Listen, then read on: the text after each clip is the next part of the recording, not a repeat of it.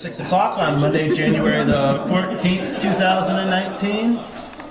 We'll call to order the Winooski City Council meeting, and we'll ask that everybody please join us in the Pledge of Allegiance, led by Deputy Mayor Nicole Mace. I pledge allegiance to the flag of the United States of America and to the republic for which it stands, one nation, under God, indivisible, with liberty and justice for all.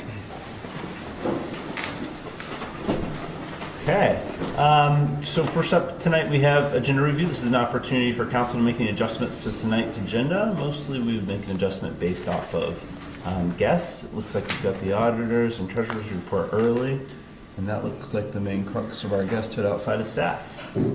Any other questions or comments in regards to the agenda?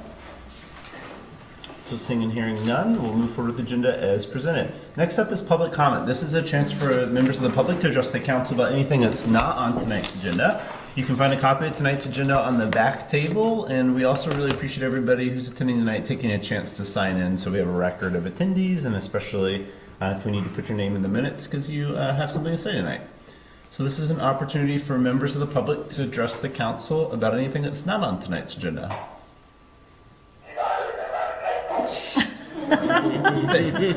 Perfectly timed. You know, usually Fire department always knows just usually when we do this presentation, yeah, there's a truck pulling out of the garage about right now in the middle of our presentation. So, oh, I hope everything's okay. In seriousness, any public comment? Okay, so seeing and hearing none, we'll move forward. Next up, we have the consent agenda. We have one item on tonight's consent agenda. That's the council minutes from January 7th, 2019. Any questions or concerns from council in regards to the consent agenda?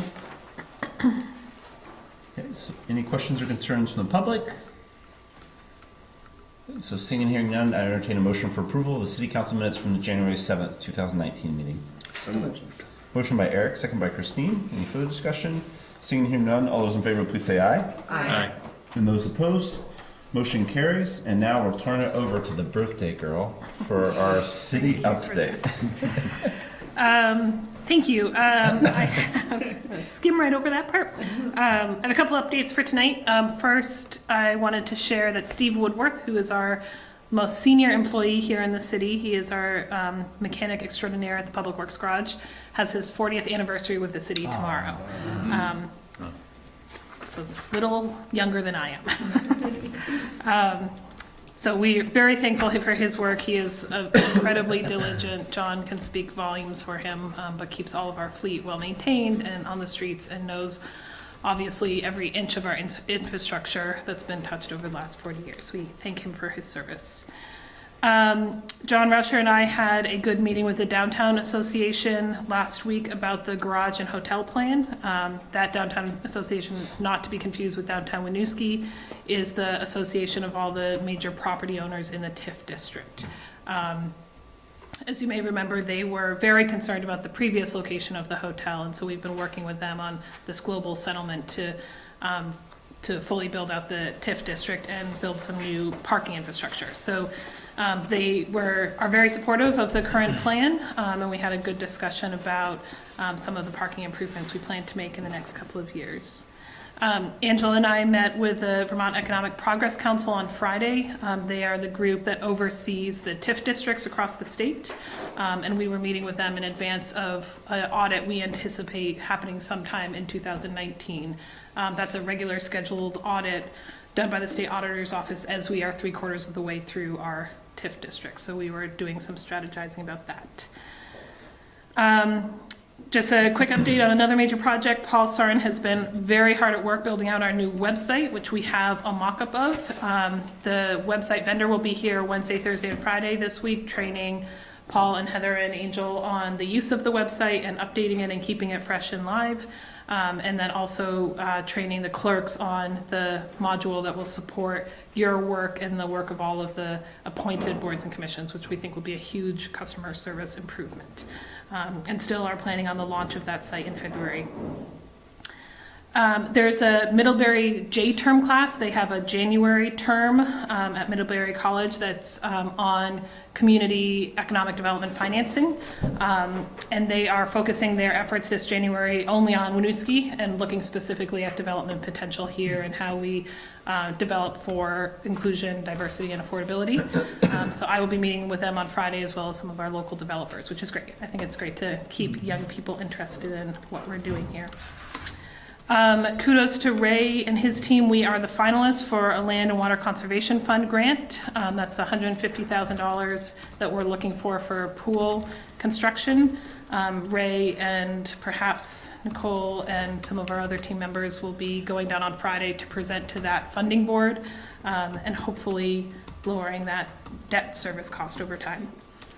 I did want to very quickly comment on the impacts the federal shutdown is having on us. There are two significant ways that we are feeling that right now, and just wanted to flag that for you all for your knowledge. One, we were expecting from the Burlington Airport at the end of this month the updated noise exposure map with the F-35 data. In advance of the working with Burlington to submit a grant application to the FAA for a noise compatibility program. So we had pushed the airport to update the map before putting in that grant funding request to understand how our residents were going to be impacted before the grant dollars were decided upon. That map is currently with the feds for review, and they are shut down, so they are not reviewing. So we don't know the timeline now at which we will get that data back. Additionally, we were lucky enough through John Rauscher to get a big USDA grant for Main Street, as you know. They, as part of the strings for that grant, they review our major contracts. So our contract with VHB for the final design and engineering is with them for review and is awaiting staff to do that review. So nothing, obviously we're still probably a year out from construction, but we can't move forward with the engineering until that is approved by the funder. So just wanted to flag those two things for you in that they may have an impact down the road, depending on how long this federal government shutdown lasts. And then finally, just a plug to residents to register for youth basketball, yoga, and card making, which is all available on the website. Nice. And on fun note. Thank you all. I hope you had a truly special and amazing birthday. It's not over yet. There's lots of time. All right. Assuming this meeting is. And then we'll go to council reports. Start on this end of the table. Sure. Last week, there was a conference call with Jesse, Nicole, myself, and the two facilitators for the equity training that we're planning. And one of the decisions was made about the timing for it. So we're looking at April 6th, which is a Saturday at this point. And we talked about really making a special effort to have as many community leaders involved in attending it. And we'll be revisiting it soon to tweak the agenda, but we're feeling pretty good about how it's coming together. Nice. Congratulations. Thanks for all your work on that. Sure. Appreciate it. That's great. So the Public Safety Commission was unable to pull together a quorum again last week, but I was able to sit down with two members of the commission and have a good discussion despite a lot of their challenges in dwindling membership and not being able to get a quorum to meet. They are still, at least some of the members, very interested in staying actively engaged and involved. So I'll be reaching out to Jesse and Rick and John to sit down and chat about what that might look like, not just in kind of the work up ahead that would normally hit that commission, but also in ongoing discussions as we look in the future to talk about commission alignment to our strategic vision statement. And then this upcoming week on Thursday, Downtown Winooski Board is meeting. At that meeting, they'll be discussing next steps following the appropriation we made of reserves. They'll be looking at their next steps to move forward in putting out a job description, application materials, and then what their hiring process will look like. Great, thank you. Let's see, last week huddled with Jesse and Nicole on transition items, make sure we have a smooth handoff for the month of February. We're going to cover a number of those items coming up later, so I'll save some of the details from that conversation. And then just want to highlight that we had a really busy evening on Thursday where the Housing Commission met and considered IZ proposals, inclusionary zoning, and also worked through a number of the details on the loan program, and received our updated resolution regarding the loan program and kind of processed what that meant for them in terms of implications. They're coming back this month on the 28th to give a pretty comprehensive overview. So, and I had to leave that meeting a little early to make sure I made it over here for the Planning Commission to progress the master plan. And we shared also the proposed timeline for getting that completed with the current sitting body, which I did want to highlight as something that we are planning on doing, but of course that's also on tonight's agenda. Didn't confuse it this time, Eric. And we'll hear more about that in a little bit too. So busy night for Winooski on Thursday. In addition to that, I believe the Regional Planning Commission held a comprehensive housing meeting as well. It's for the 28th right now. 28th. I know nobody here can make it because of that, so Right, there's I'm a thinking on it. Thinking on it. Okay. So we'll keep folks updated as to the date of that, because I saw that come out that same day and was like, oh boy, we're conflicted. So more on that update as well. Seth and Helen gave my updates, so I'm well covered. I attended the Public Works Commission on Thursday. We had a chance to look at the hotel and garage plans that we all saw as well at council. And that group was particularly interested in ensuring that operations funding was built out in that long-term budget. And then also discuss some of the facade issues. We also, John shared with us a memo to start a scoping study on East Allen from Roland Court to the Rotary, to look at issues with safety and flow improvements. So one of the members of the Public Works Commission is going to be joining that, an advisory committee for that. They're also pulling like a resident from Great Cedars, someone from V-Trans, CCRPC. I did not note the whole list, but it sounds like a lot of stakeholders that are in that stretch of road. So I know that people are probably wondering about that, given the construction that's happening. So some future planning being done there. And since I will not be able to attend the meeting in February, I wonder if anyone here is available. It's the second Thursday. You can contact me after the meeting. Man. Yeah. Okay. Anything else on council reports? Good. So seeing and hearing none, we'll move forward with our regular agenda items. So first up tonight, we have Fred and Angela with the auditor's presentation of the FY18 audit. Good evening. Good evening.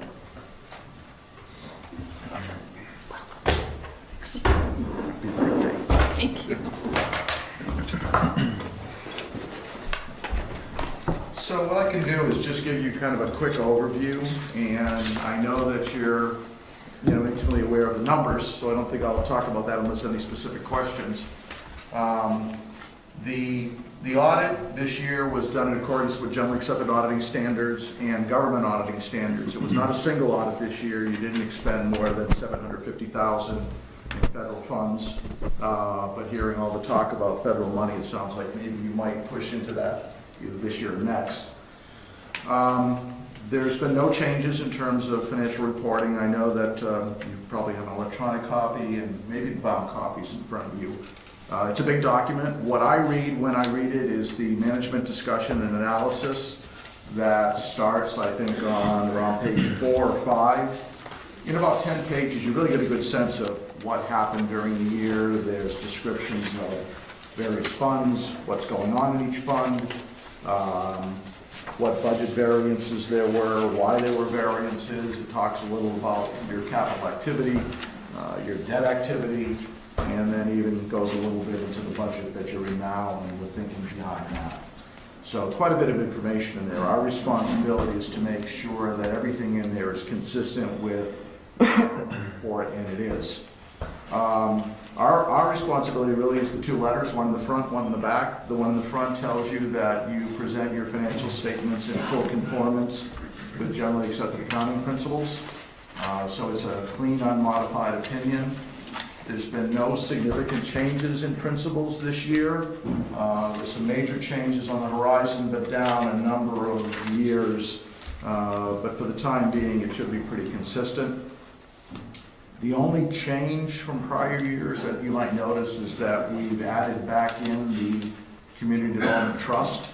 There was a question back when the corporation started the trust, whether that amount would ever be paid, but based on history and the fact that there are payments, the interest is starting to be paid. We reinstated that into the financial statements.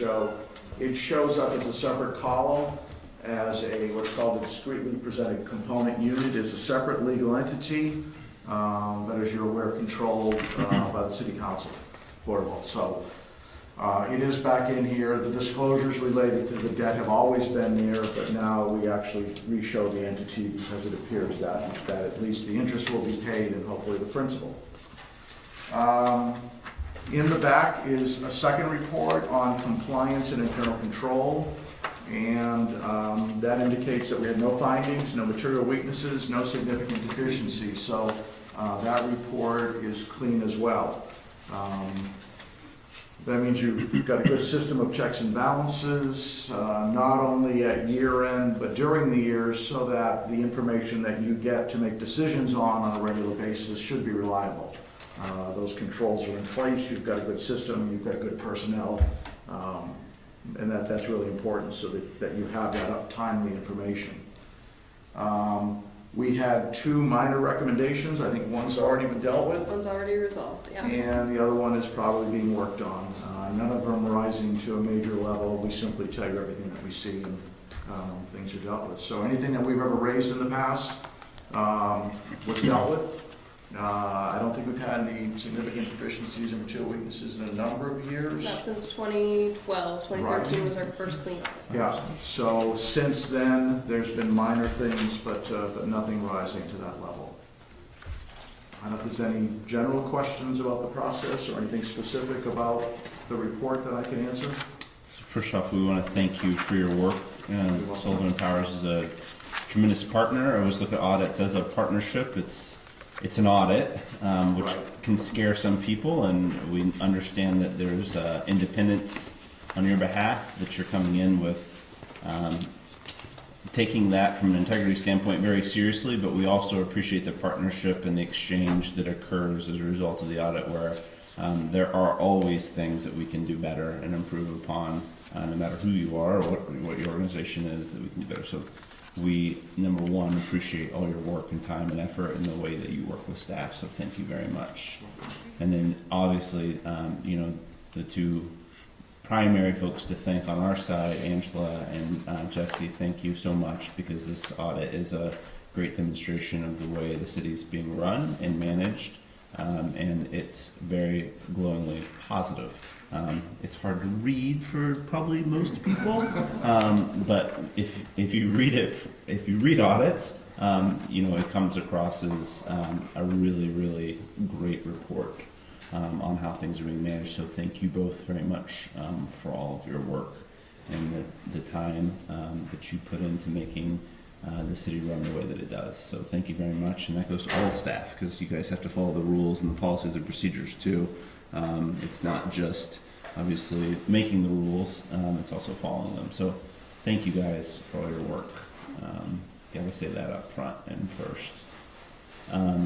Could, just so the public's aware, since we mentioned them, could we just talk quickly about the two items, just so we highlight what they are?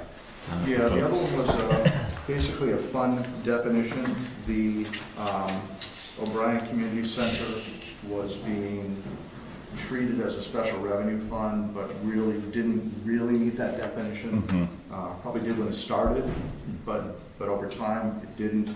And so we understand now that that's become a department of the city, folded into the general fund. That's appropriate, and we just simply reminded you that from time to time, take a look at your funds and make sure that they are still in the definition of the way they're being reported. And the second one just had to do with making sure that your payable system includes all of your lease payments so that it reminds you when they're due. And I'm sure that's an easy one too. Yeah, I'm just gonna do a quick review of our accounts payable procedures and policies to make any updates. I believe right now it requires that we have an invoice on hand in order to remit payment. And I think we're gonna be able to update that for debt payments that we have by contract to be able to remit according to the schedule in the contract. Great, So those were really the two issues. great. And then just as we're saying thank yous too, I want to acknowledge, we're going to have a presentation in a moment from our new treasurer, Alex. So great to have him on board, and just want to acknowledge too publicly that obviously for the majority of this fiscal year, or actually the entirety of the fiscal year, we were served in a treasurer's capacity by Dr. James Ticehurst, who unfortunately passed away last year, and want to acknowledge again all the great work Dr. Ticehurst did for the city on behalf of the community. It was a tremendous asset and somebody who gave a lot to the city, and the fact that we have clean audits year over year is also attributable to his efforts and work and the time that he put in for the city too. So grateful for that. I'll turn back to council now and see if there are any specific questions. Anything that you read, anything that jumped out, or you've got questions for Fred about? I just want to add too that, if you do read the audit and have questions, we've bounced things off of your firm before too, general questions or ideas, or if you've got questions about specific funds and how we're handling them, to pass those along through Jesse and Angela, and be happy to help us address whatever concerns or questions you may have. Just be interested to hear staff's reaction to the second recommendation that was in the report. About the late fees? Yeah. So Angela talked about the need for updating our policy. So the current practice is we pay per the policy invoices as we receive them. In this case, the invoice wasn't processed in a timely manner, so we incurred this $2,400 late penalty. Angela's going to look at changing the policy to be able to schedule in our debt payments so we can automatically generate payments on a schedule without that needed invoice. It's really handy. I'm sure some work to set up. So thanks. Any other questions, concerns? Boy, somebody who came in before, they were all clean audits. I know somebody who survived some not clean audits in the past. We kind of take it for granted now, but this is something that in the entirety of our history is something that's still relatively new. But really, again, appreciate all the work that goes into making this happen, because it's not an automatic slam dunk everywhere. You guys have to do a good job, so thank you. Questions, comments, concerns from the public? Okay, great. We appreciate your time today. Thanks for the report. Thanks for all your work. All right. Thank you. Thank you. Thanks for coming. Thanks for coming in here Saturday.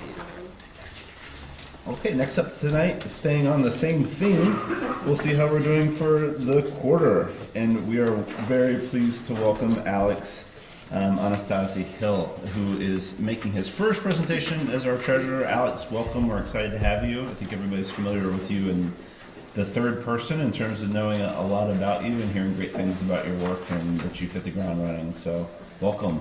Thank you. It's a pleasure to be here. Thank you to Angela and Sullivan Powers for making my job that much easier. It's a pleasure to present the second quarter financials. I apologize if I kind of read off my notes a little bit.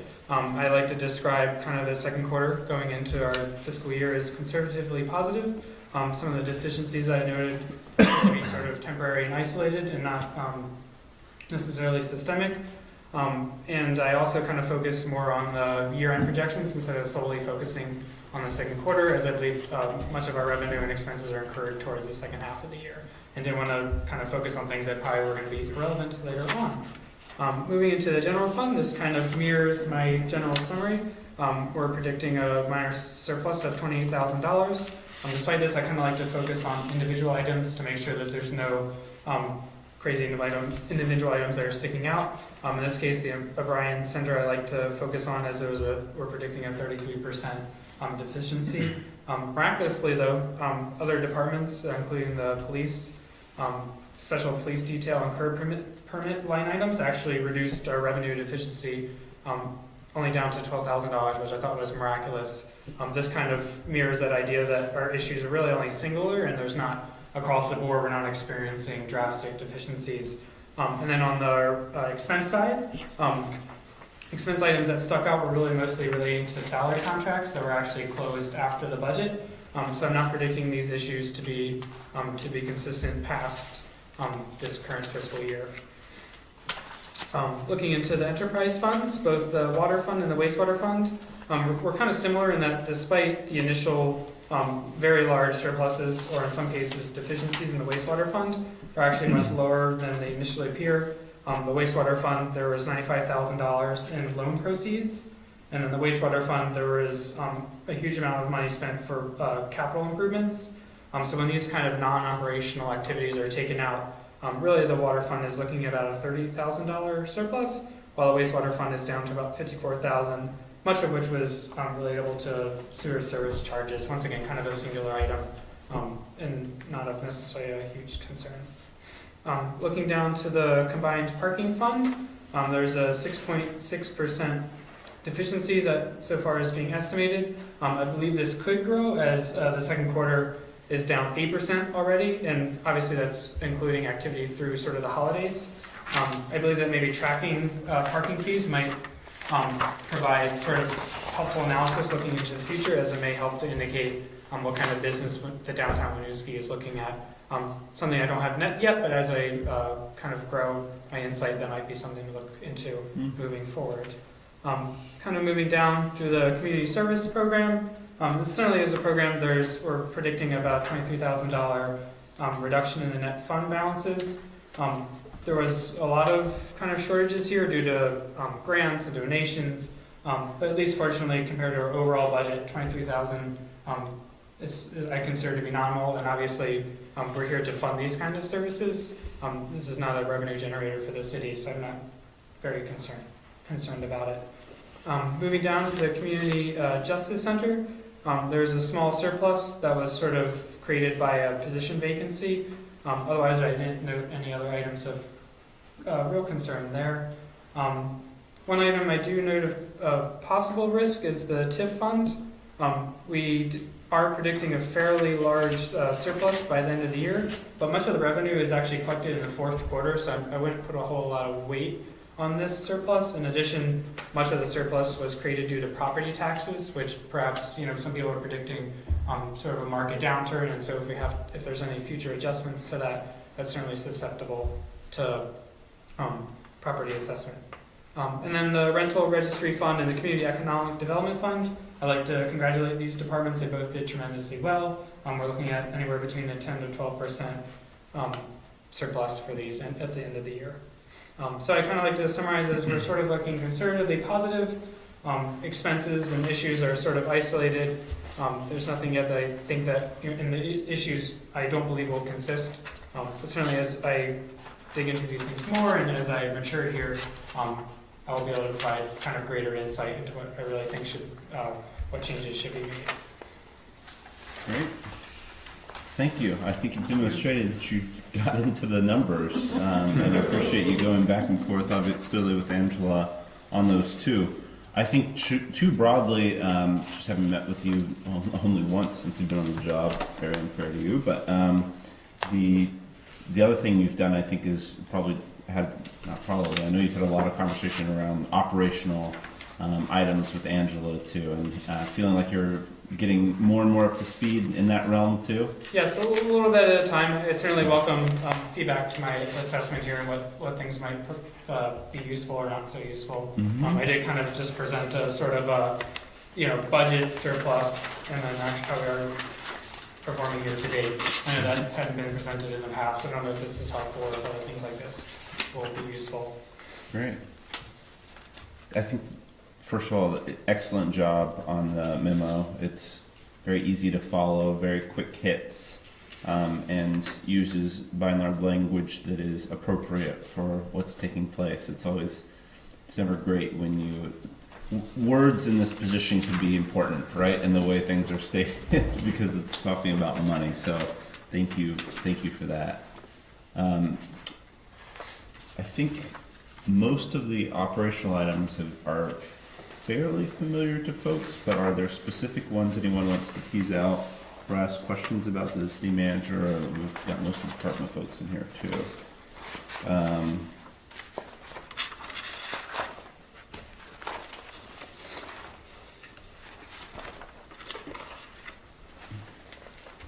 I think it would be interesting, something we talked about before is just sort of mapping parking year to year to see like what usage is like. And that's something that I think broadly would be interesting information as to how much we fluctuate year over year on meter use. I mean, we see it as a revenue line, so I think we get a fairly good sense, but it might be interesting. I don't know if you can pull data that like gives us like the hours, for example. I don't know if the system does like, there was this many hours of parking that occurred last year, and I'm just trying to find some kind of numerical value there because you don't know how often people are using. You know what I mean? And if there's any back-end reporting that the system that we use might generate in regards to that. I don't know when I read this, that piqued my interest. The only limitation I see for that is we have max charges within the parking garage itself for the meters. So once you've paid $2, you can park the entire night. We have no idea how many hours past those two. Mm-hmm. And they have a similar daytime rate of $5 max. That's really the only limitation I see. We should be able to figure out number of hours. It'd be a very big report. That would be an interesting thing to think about every year as a report. I'll be gone, but maybe the next council, one of the new mayors, will think that was interesting. Well, aren't we looking at a new access software anyway? Mm-hmm. So that would be something to consider, is what the data collection is with the tool that we choose. Exactly, so that is part of the RFP that we have drafted, that we actually also went over with the Downtown Association, who will be the primary users of those contracted spaces that you're referring to. The challenge right now in the parking garage, not necessarily on the street meters, but the parking garage, is that we have really no way of telling ins and outs. So we know how many spaces contract users are paying for, but we don't know if they're actually using the spaces at those times. So with this improved access control system, we think we can measure ins and outs, and that's one of the things we're asking for in the RFP, which ultimately would also include the public.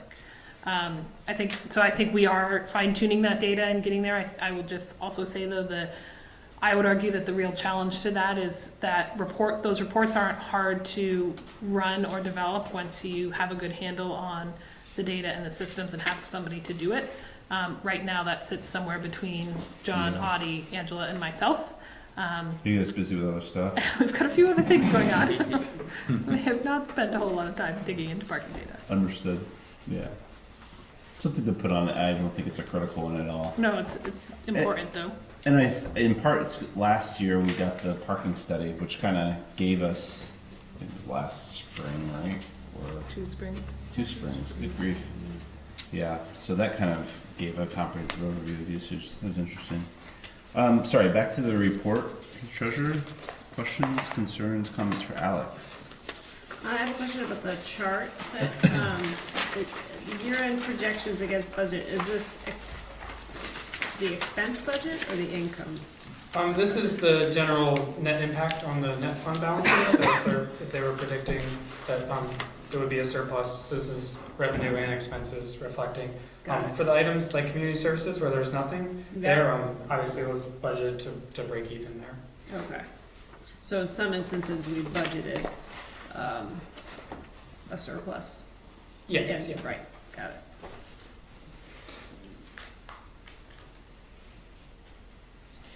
That graph, that one probably we will talk maybe about ways to, I think if somebody saw this naked without an explanation, it might be a little challenging to understand and that's the one thing in here that I could see maybe something go wrong. I don't know, alarm bells off. I mean, it needs to be noted and there needs to be a narrative behind it, but there's, I don't know, maybe some tweaking we can do with this we can talk about. Other questions, concerns? Turn to the public. Any questions or concerns from the public? That wasn't so bad, right? Not too bad. Thanks for all your work, Alex. We appreciate it. Excited to have you with the city. Thank you very much for this great report, too. And great job. Thank you for the opportunity. If you have any other feedback, please feel to email me. Great. Thank you. you. Thanks. All right. Next, we'll move on to discussion and approval of the CCRPC FY20 Unified Planning Work Program Grant.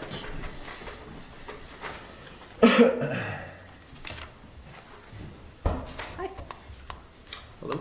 Hello. So we are requesting to apply for the annual CCRPC Unified Planning Work Program grant. So the grant is an annual opportunity for us to apply for transportation, land use planning type grants. So typically it's an 80-20 grant, so 20% local match for city specific projects. So for this year, we've identified two stormwater related projects. One is an inspection and inventory of our existing stormwater system related to our transportation network. That is a $75,000 estimated effort, so that would be a $15,000 city match. The other is phosphorus control plan support related to stormwater runoff. That is a $19,000 effort with a $3,800 match for the city. Great. And just to step back for a minute and give some context, and Mike O'Brien, who's our representative to the CCRPC board, might be able to give some historic guidance on this as well. These are funds that the Regional Planning Commission makes offers to municipalities to supplement kind of the regional planning efforts, as John mentioned. Historically, we have not made a lot of applications for these funds. So last year, CCRPC was generous enough to come to us with some ideas, and the East Allen scoping study that Christine mentioned earlier is one of those projects for this year, as well as looking at impact fees. They supported, was made, and master plan supported as well. I think it's different for that, but yeah. So this is an ability for us to leverage non-property tax dollars to do some of these significant, and non-rate dollars to do some of these significant planning efforts in the city. And thanks to CCRPC for the opportunity of kind of bringing this to our attention and saying, hey, guys, apply for these funds. That's great. And thanks to Mike for the support as well. O'Brien. Mike O'Brien, yes. Mike, you're doing a great job on the camera, too. Other questions, concerns from council? I just want to throw out again another idea as I walk out the door of things to think about is a leveraged funds report, because I think it tells a really compelling story about how you guys leverage city funds and small investments to recapture larger investments. I'm looking at Ray because it feels especially relevant to their field too. I mean, I know a lot of them do, but sorry. That's a great idea. Angela and I did talk about, you brought that up during the budget presentation as well, and we have had some initial conversations, and I was thinking about how we pull that off by next week. Might be able to do it. Questions, comments from council? Yeah. So, John, at Public Works Commission, you spoke before about the phosphorus targets that those aren't set yet, and it's like the guidance is basically not in place yet. Correct. So there's two targets. So there's one point source that's related to our treatment plant facility that's really a bit in flux right now with DEC, and then there's also going to be a stormwater guidance. So we're trying to work with DEC on, what those targets would be, because ultimately it's pounds of phosphorus getting into Lake Champlain. So, how do we treat that most effectively through, stormwater BMPs and potentially our point source sort of solutions at the plant. So ultimately we have to provide a phosphorus control report in 2021, but in this spring we have to provide sort of here's what we're doing to start exploring, best management practice to address those issues. If that helps. Yeah, like sets us up for the eventual requirement. Correct. Yep. And the state's really struggling with how the funding mechanisms are going to work for this and where the funding is going to come from. Initially, it was going to be the property transfer tax, but that went towards housing. And now there's a lot of different discussions about how they're going to fund it. And I'll just throw the pitch in there that we will be spending millions of dollars on our wastewater plant and treatment facilities to reduce our contribution from about a shot glass per tanker to about 3/4 of a shot glass per tanker, while farms dump tons of phosphorus into the system totally untreated. Sorry. Well, that brings up to me, it was my understanding that prior, a lot of the TMDL targets for our wastewater treatment plant were like nigh unattainable because of what they were set at and what is actually realistic. So you're saying there are ongoing conversations with DEC, is there positive movement? Yeah, so right now, getting into numbers a little. So we're looking at 0.2 milligrams per liter of phosphorus limit, but that correlates to also pounds based on our flow. We're doing some optimization right now, by adding some chemicals into our secondary treatment to see if we can meet that sort of pound limit, and we're pretty close. So that's good news. Not to say that,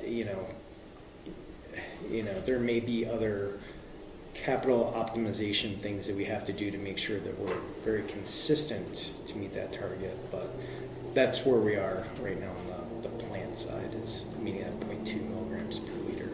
Okay. Thank you. Yep. Other questions, comments, concerns? Thanks for pursuing these funds and for designing the projects. Thanks again to our partners at CCRPC for the support and help too. Questions or comments from the public? Okay, so seeing and hearing none, I'd entertain a motion for approval of the CCRPC FY20 Unified Planning Work Program Grant Proposal. So moved. Second. Motion by Hal, second by Nicole. Any further discussion? Seeing and hearing none, those in favor, please say aye. Aye. And those opposed, motion carries. Thank you very much. Thank you, John. All right, next up is discussion and potential approval of the Winooski Master Plan presentation.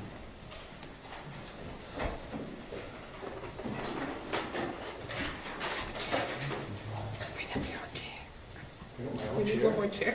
I'm just standing. I'll sit on the, I'll go on the wall. I'll go on the wall. All right. I'm gonna hope that this connects, which it should.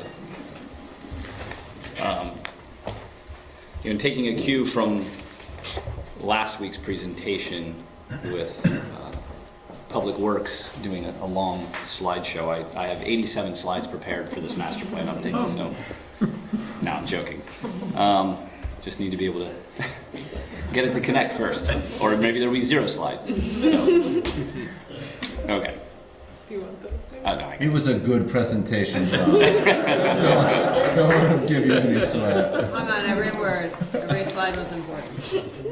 Okay, so while this is connecting, so it is getting there. But so tonight we're here to talk about the Winooski Master Plan update.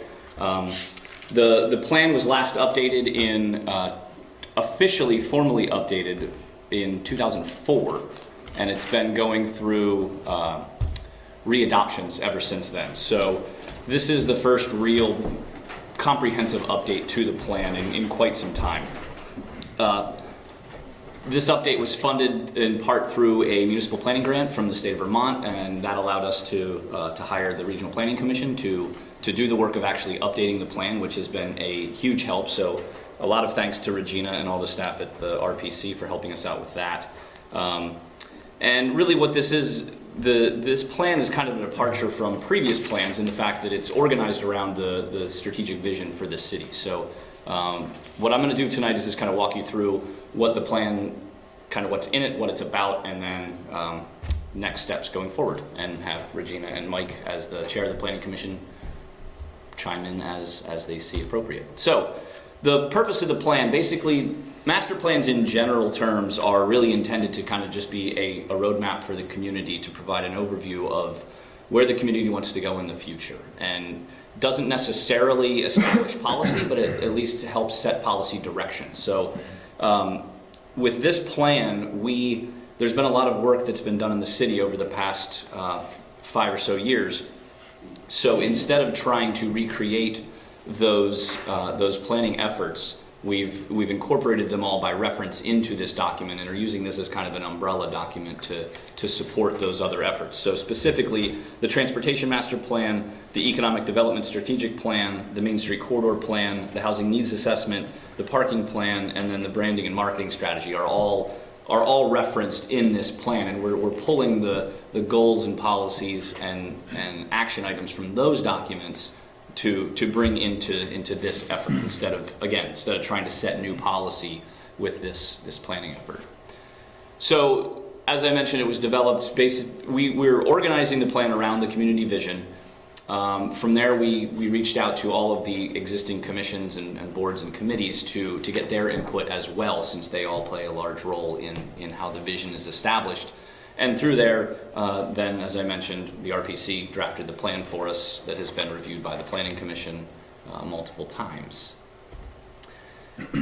So I wanted to show you the vision statement, just not because I didn't think you knew what it was, but because in this effort we did modify the strategic vision statement a little bit in 2 areas. Specifically with economic vitality, where we really just dropped off the last couple of words. We dropped the small town feel language, so we just ended it at long-term vibrancy. And then the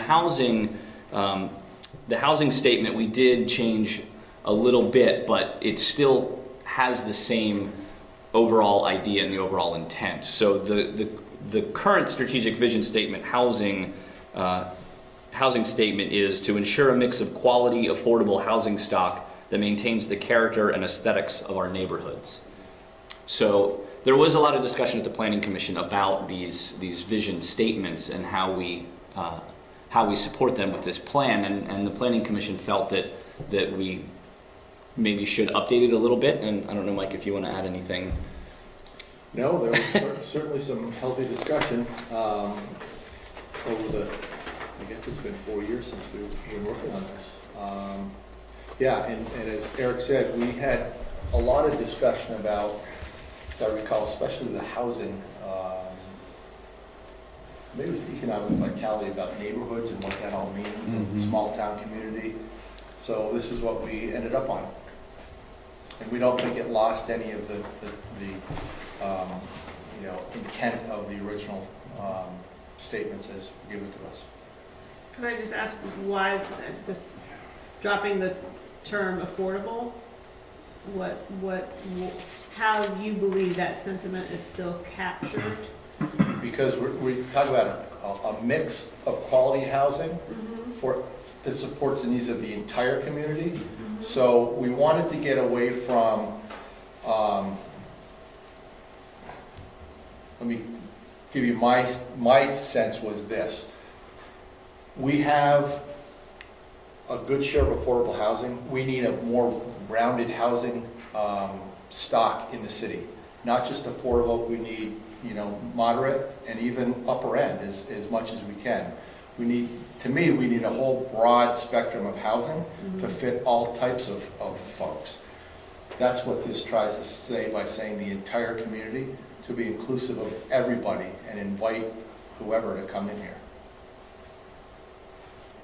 I heard in the conversations too, just trying to not delineate a specific target at a specific affordability benchmark, because it's a rabbit hole that you can go down way, way down. And once you use the word affordable, it opens up this whole Pandora's box of like, affordable to who? That was the question that people kept asking on that committee. And then the other piece that they removed that they spent a lot of time talking about was this concept of aesthetics and neighborhood character, because that implies, that has potentially negative. That What's I don't that have mean? a Yeah. problem with. It's the affordability piece that I think was, I mean, supports the needs of the entire community. You could have that same conversation. Well, when, Mhm. right? Is it, well, you know, we have a new community now, and the housing that's there meets those needs pretty darn well. But this doesn't We ex- potentially displace some people for whom, you know, the needs were met. So I just think it's all a moving target, Yeah. and to me, you need to have some, that's where I guess the substance of the plan really Yeah. matters less so than the sentence.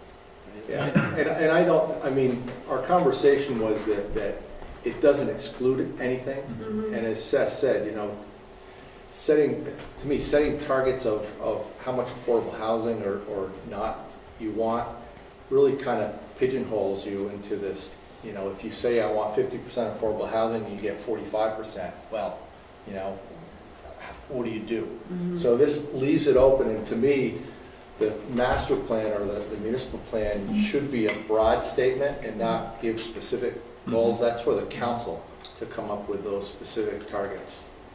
The Or Housing other Commission folks. did come up with targets, did they not?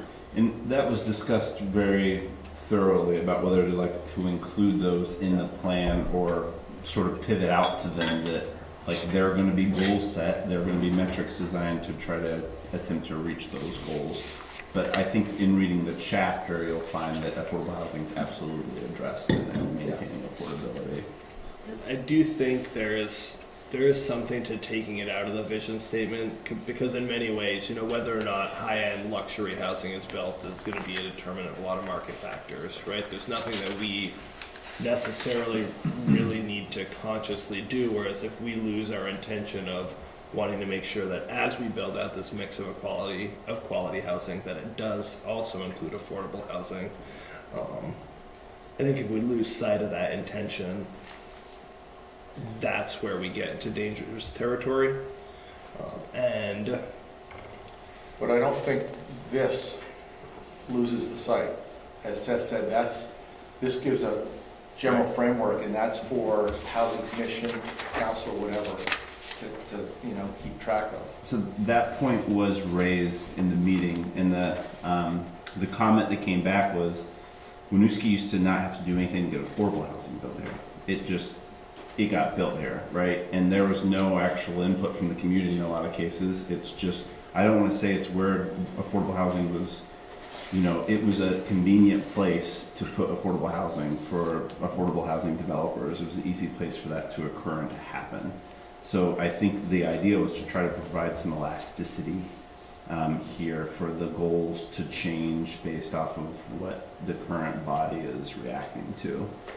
Again, I think the sense is that like the affordable piece was lost, and I don't think that if you look at the content of the plan that it was. It's just I think that they spent a lot of time talking about this, and it was a thoughtful discussion. And I don't want to speak for them, but it was a group that was very concerned about affordability. It wasn't like they were trying to brush that aside.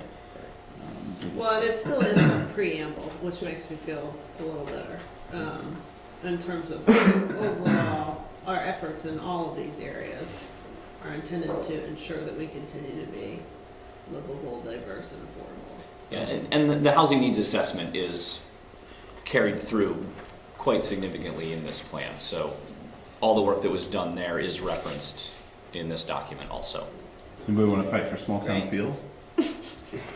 No, please, no. No, but I am interested in seeing, you know, as farther on in the document where that still shows up, where that support for affordability and affordable housing still shows up, despite it being removed from the vision statement. I'm comfortable with the language change, because I think the intent of a vision statement is to, what are we aspiring to? And obviously the plan will have the details on how we get there. So,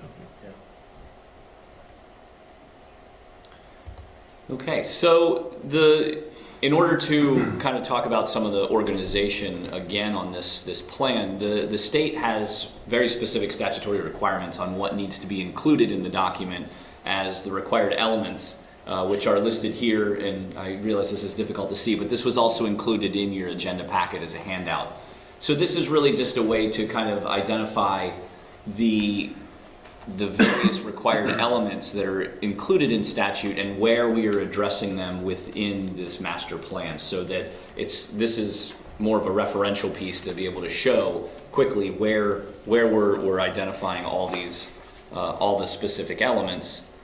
And then similarly, the state also has specific goals that are required to be included into a municipal plan. And I guess I should say that the goals aren't specifically required to, the plan doesn't have to be consistent with, it doesn't have to be consistent with the goals. However, if a plan wants to get regional approval, it does have to be consistent with the goals. We are consistent with all the goals. There is a benefit to having that regional approval. Like, for example, being eligible for grant funding, being eligible for some of the state designated programs, the downtown designation, the new neighborhood designation, that all requires the regional approval. So we are consistent with the goals of the statute as well, just to, in case there was any concern. I don't know if you want to add anything to that, Regina? Okay, great. So a few big new items for this plan that were not included previously is there's discussion on river corridors, which is based on some of the new guidance that's being provided by the state on how to address river corridors. We currently don't have specific river corridor regulations, but that's something that will be forthcoming most likely as some of the state programs advance and we get better data on that. The phosphorus total maximum daily load, you just heard about that with the UPWP application, so I won't go into any of that any further. And then the enhanced energy planning. This is a new piece this is a new optional piece for communities that want to pursue this enhanced energy planning if municipalities want to get more say in front of the Public Utility Commission, in essence. And just to talk a little bit more about that, in 2015, statute was updated to give municipalities more of a say at the Public Utility Commission if they met certain standards that were included in municipal plans. A lot of it's related to new data and targets on the various sectors of energy, which include heating, electricity, and transportation. A lot of what we are already doing as a community is meeting the state's goals, I think, and also I believe it's reflected by the Regional Planning Commission in the fact that we have a very dense land use pattern. So we are using our energy very consciously and very conscientiously, so that is helping to support this planning effort. And instead of kind of spending a lot of time focusing on energy in the plan, we have this included as an appendix so that all the data is there and all the mapping that is required is there. But we are meeting that enhanced energy planning so that if a project does come up before the Public Utility Commission, we can have that say if we want. Just to expand upon that a little more, in a lot of cases with the rest of the state, this is seen more in the areas that aren't developed, and it's the changing over of greenfields to some of these energy projects. One of the things that we are looking at potentially using this for is, in the city, we've made a conscious effort to focus development and density on the corridors. So the properties that are adjacent to those corridors may want to do some sort of solar development, and by putting these taller buildings next to them, it may block that resource. So we want to be able to use the enhanced energy planning to continue to focus our density in the corridors and make sure that we have the ability to do that going forward.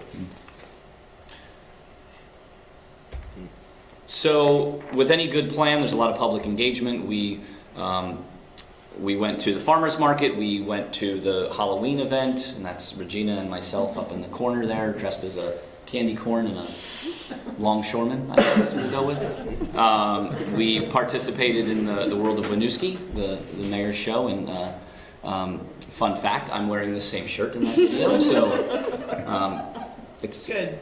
just in case you were... Branding. Exactly. I wanted to keep it consistent, a consistent message across. So we did a lot of public engagement to try to get the word out about this plan update and about the fact that we were doing this more comprehensive update going forward. We did a lot of, and with the public engagement, we got a lot of comments back. I believe we had about 40 or so comments total. On the website, the master plan section on the website has a list of all the comments and where they fit into the plan. So we tried to address as many as possible, and I think we were able to address them all. Some of them were editorial, some of them were more policy related that we did have to reach out to. And when I'm saying we here, I really mean Regina, so there is not much of a we in this case. Run-on sentence is fixed. Awesome. So there was some follow-up with staff and other commissions to get some feedback to make sure that we were representing the comments properly and updating as needed. So moving forward, the Planning Commission this past Thursday met and took action to forward the plan to you all, which is why we're here tonight. So we're at step 2 already. You're receiving this presentation, and so the next kind of stage of this is to hold public hearings. So because we are a municipality of greater than 2,500 residents, we have to have 2 public hearings before we can adopt. So then we're looking for potential adoption sometime in April. The plan officially, I believe, expires April 21st.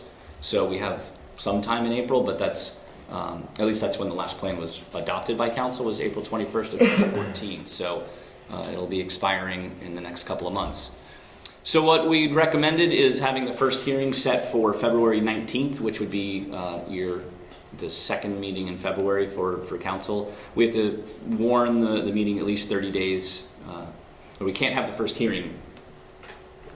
There has to be at least 30 days before we hold the first hearing. And then the second hearing, we had identified potentially March 18th as the date for that. This gets the first hearing with the current council and the second hearing with the new council. So there is potentially, if this council wanted to move forward with adoption prior, there is the opportunity to do that with a special meeting in February, but this would put us on a track to have the new council have the second hearing, and then potentially there's at least one other date in there where another hearing could happen if changes are made. So if any changes are made, substantial changes made, we need to rewarn the plan and hold the hearings again before we get to that final adoption. So that's what we're looking at for tonight, and I'll leave it with that. And just to clarify too, staff's recommendation right now is, and the planning commission recommendation is to split it between the 2 councils. Yeah, that up as recommended. So yes, that is the intent, for a couple of reasons. One, it gives the public more opportunity to educate themselves and become aware of this plan and provide comment. 2, the master plan will become the roadmap for all the work the council staff and appointed officials do over the next 5 or 8 years. And it is also I think a pretty excellent orientation to where we are as a community and what our articulated to date community values are. So using this process as part of an orientation for a majority new council, we see as an asset. And then also ensuring that the new council is bought into it and bought into the roadmap of the work for the next couple of years will be important. But we certainly, because of not only the expiration date, but the hard work the Planning Commission has put into it to date, didn't want to not have a public hearing for 6 weeks, 8 weeks, until the new council was seated. And that's my staff opinion. I'm not sure if Mike from the Planning Commission has a different perspective or a different way to answer that. No, we got that same input from Eric, and we all said it made sense. I mean, the only concern is getting this adopted before the deadline, before this current plan expires, which is late April. We know, you know, situations being as they are, you gotta deal with it, but it seemed to make sense. As Jesse said, especially letting the new council get a taste of it and get comfortable with it and hopefully pass it on the 18th. And I think you said if they're not comfortable on the 18th, or if there's substantial changes made to it, there's time to have another public hearing before adoption. You just talked to a little for folks about the repercussions of, let's see, because there will be, you know, a majority of brand new folks up here with the new council. If there's a failure to adopt, what the implications are for the city.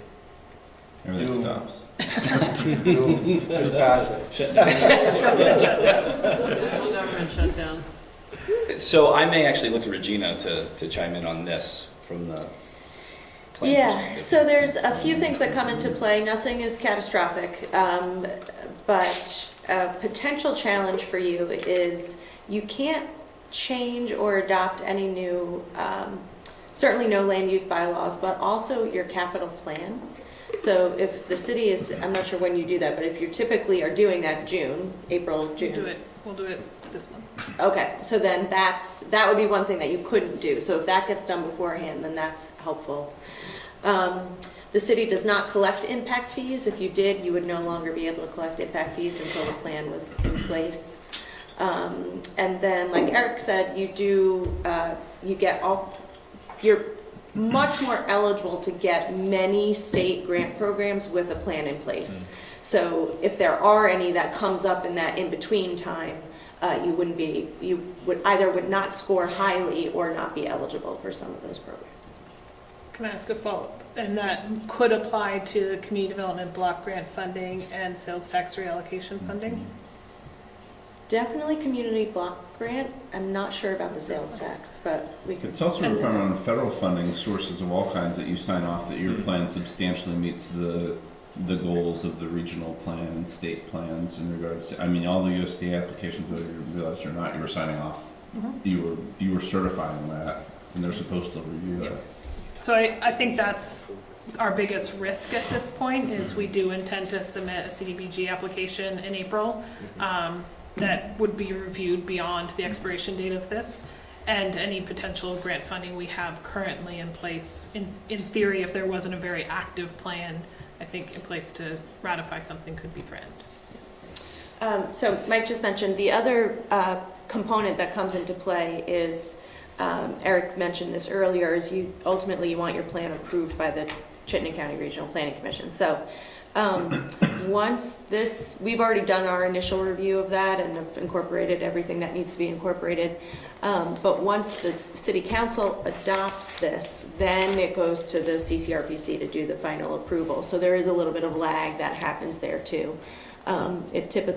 We meet once a month, so there's a little bit of like having to line that up correctly, but so just something to keep in mind too, that's a little bit extra time.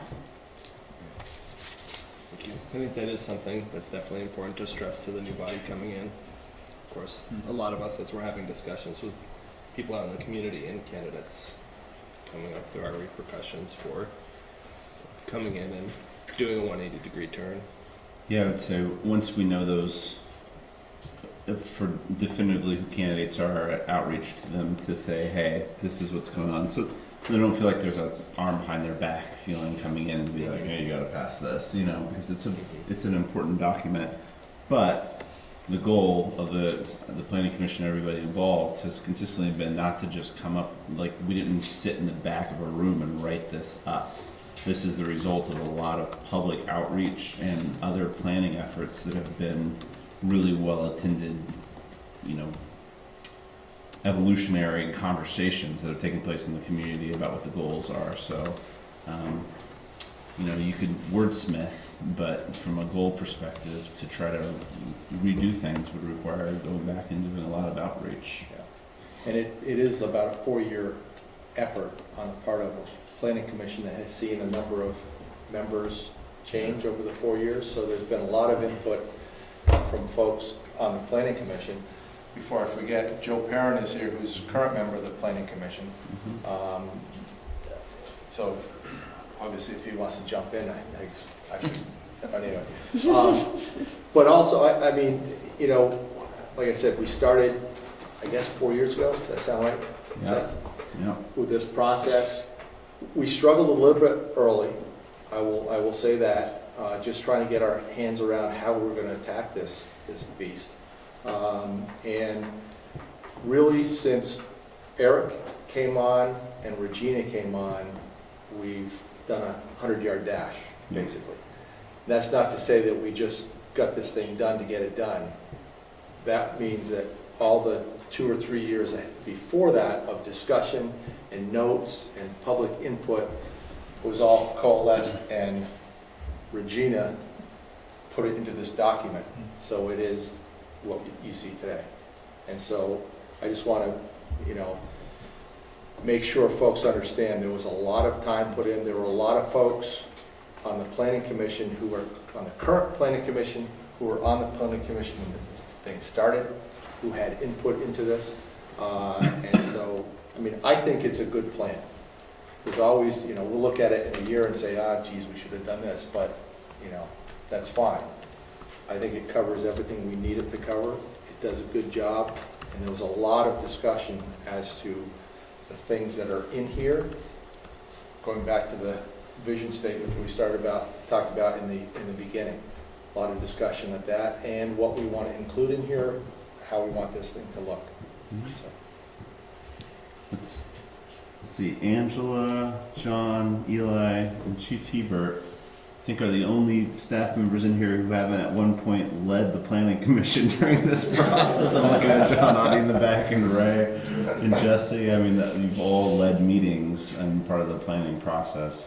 So talk about a group effort. So, and I just want to commend, you know, we went into hyperdrive, you know, less than a year ago, and said really hardcore, like, number one, now we have to get this done. And want to commend Eric for the way you stepped in and picked up the process, and, you know, can't obviously say enough about Regina and bringing Regina in, and all your help and assistance and professional skills that you brought to this that made it come to fruition in a, you know, a fairly quick manner, and pulling together all the information we had worked so hard to collect. So thank you both very, very, very much. We'll have, when it gets planned in the year, we'll have more time to reflect on all that great work.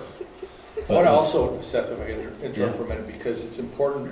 Eric mentioned it before, but the other plans that have been developed by the city are incorporated in this and referenced here, and that's a vital part of this plan. So, although, well, you can't see it, but I need a magnifying glass to read this, but I guess this is more.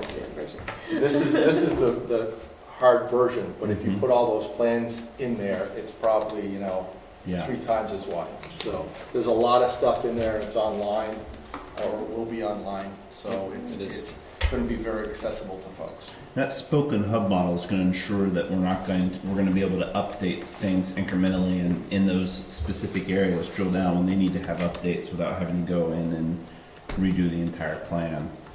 And that's a great way of doing it, great model, and makes it much more manageable. It's awesome. And I wanted to share that, having been a part of the Housing Commission previously and being really familiar with the housing needs assessment, I definitely see that, like, those data points and those things that were discussed and the needs that were identified are for sure reflected throughout here. Any other questions, or do you want to tell us what a great job it is and move on? No, I mean, well, in showering praise to you, to Joe and the other members of the Planning Commission, you're all doing this your volunteer time, and to give that much back to our city is just, thank you so much. I thought we got paid. I thought we were in a shutdown. That's why Just between you and I. That comes if it gets passed. And that's why I said before, there's probably been 15 or 20 different members of the Planning Commission since this has been going on, all had, you know, input into it. And it's really interesting when you get all those people and the commission starts talking about things. We had one exercise when Paul was here, just throwing out thoughts on, I forget what the topic was, but everyone on the commission was pretty much in line. Mm-hmm. So there's not, I don't think there's a lot of controversial stuff here in this plan. I think it's all stuff that has been vetted for years. And it reflects your strategic vision statement that you folks came up with 3 or 4 years ago. I know you did that after I left because you're forward thinking. But anyway, you know, we kept that as the focus of this plan and tried to stay true to that, so. Thanks. And Mike, to Eric's point, I mean, thanks for all of your leadership and all your efforts and energy to corral the conversation. It was a really high-functioning, powerful group, and you know, you led them in a terrific way to get to this place. So thanks for all of your time, effort, and energy. And this is something you've been passionate about for over a decade. A couple decades. Yeah. It started with rewriting zoning Yeah. in 1998, but that's another story. No, it's you know, it's a pleasure. I have one question. Yes, please. So, you know, in addition to housing, I can see the connection between this and a lot of the other sub-plans that were referenced. But when I was reading through this, the public health section was actually a conversation that I haven't been deeply involved in, or even kind of heard a lot in what we've been focusing on lately. So I was curious where, like, what fed that information in that section of the plan. I'm going to Yeah. refer to Regina. She has it all top on her fingers. What page is that? 55. 55. So some of that comes from the community services, thank you. Commit all of those names to memory. Community Services Commission. And then part of that is just, so this is a particular section that is not actually a plan requirement, public health per se, in the state statutes. I would imagine that is going to change sometime soon. So it's definitely a much bigger issue, as you folks know, dealing with the opioid crisis and all kinds of different things that are going on. And just sort of the overall picture of moving public health funding from a much more reactive program to a much more proactive program, and really trying to improve and influence better behavior choices. So that's really where some of this stuff comes from. There's a lot of different regional information and data. The hospital does a community health needs assessment that has lots and lots of amazing information in there. So this is very tight, very succinct. It could be enormous, but I think the idea of just getting those overall points in there was the idea. That's great, thank you. I just want to add that another thing that I would pass on as a potential to do is really, some of this is going to be reactionary to what's going on in the community, but you know, one of the greatest things I ever saw was a national organization that had all their policies and procedures on a rotating annual list of each year. We're going to pick these 3 things up and review them, and would really like to encourage the city to think about coming up with a schedule model where all those sub-plans are picked up and these issues are picked up on a regular basis and on a schedule. Because in the absence of that, and even if you pick it up and put it right back down and say, you know what, this still works, in the absence of that, suddenly it's 2018 and it was approved in 1982, right? Right. And because it can just get away from you, and then it becomes such a huge job that it's overwhelming, which is what I think it felt like. You know, 8 years ago, this felt like, oh my gosh, how are we going to do all this? So Well, that's why it was rubber stamped for, you know, 4 or 5 times. And I think you're right, and that was one of the goals that we had, not only with this, but the zoning regulations, is to make those living documents that get looked at annually, especially the zoning, because we know we have a lot of things that we have to pick up in that. I did want to say, though, when Christine asked about the health stuff, it brought to mind the fact that when we started this, the goal was, because we had the commissions in place, and now 5 5 commissions with the Housing Commission. But to get input from that, and I think that served us very well, having those commissions and getting that much more input. It made it much easier for the Planning Commission to put this together, because instead of trying to invent all these sections, we were able to get it from the commissions, get their input, and then take from that, give it to Regina to make cohesive. You know, and I think that, again, I'm going to tout the benefits of those commissions and the number of people who are on those, as well as the school for, you know, they gave input to this too in the section that you'll see about schools. That was all the school board, I guess, or the... And Sean McMahon superintendent. really was super Yeah. helpful in that, yeah. So, again, that's another nice thing to see, the cooperation between the city and school that we have to maintain as we move forward. Other questions, comments, concerns from council? And this is also a time to share any concerns about the scheduled hearing, because this is on as a item that you could approve essentially the content of the memo today and send this as direction. Yeah, so the specific action would be to set the public hearing date. Mhm. And I do want to be clear that this recommendation is ours to be as respectful of the current and new council coming up. It's certainly your prerogative to move this process forward. I think you've heard tonight a lot about all the different input that's been gathered, and the culmination of this as you know, hundreds of Winooski residents have participated through the public process or the commissions or the planning commission. So we will not fight you in moving it faster if you want to move it faster. I do personally think there's value in having the new body go through the process of learning about the plan and the content and putting their stamp on it, even if it is a bit of a rubber stamp.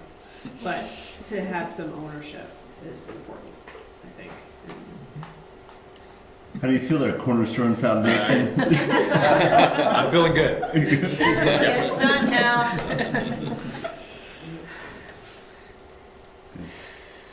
Any other comments, concerns, questions from council? On board.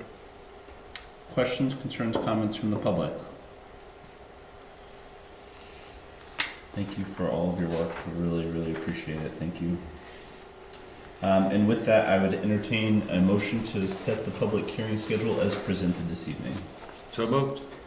Motion by Hal, second by Eric. Any further discussion? Seeing, hearing none, all those in favor, please say aye. Aye. And those opposed? Motion carries. Thank you. Thank you very much. Appreciate it.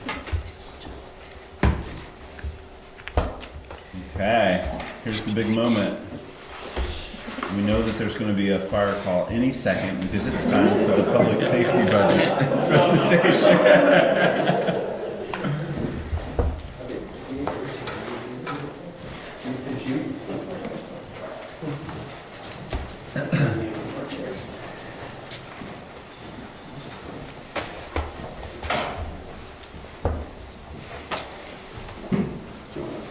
So you're gonna take the conversation? You can, I may.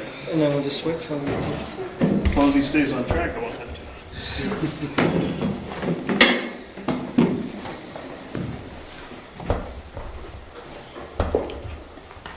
Good evening. Good evening to you folks. Thank you all for coming. We appreciate it.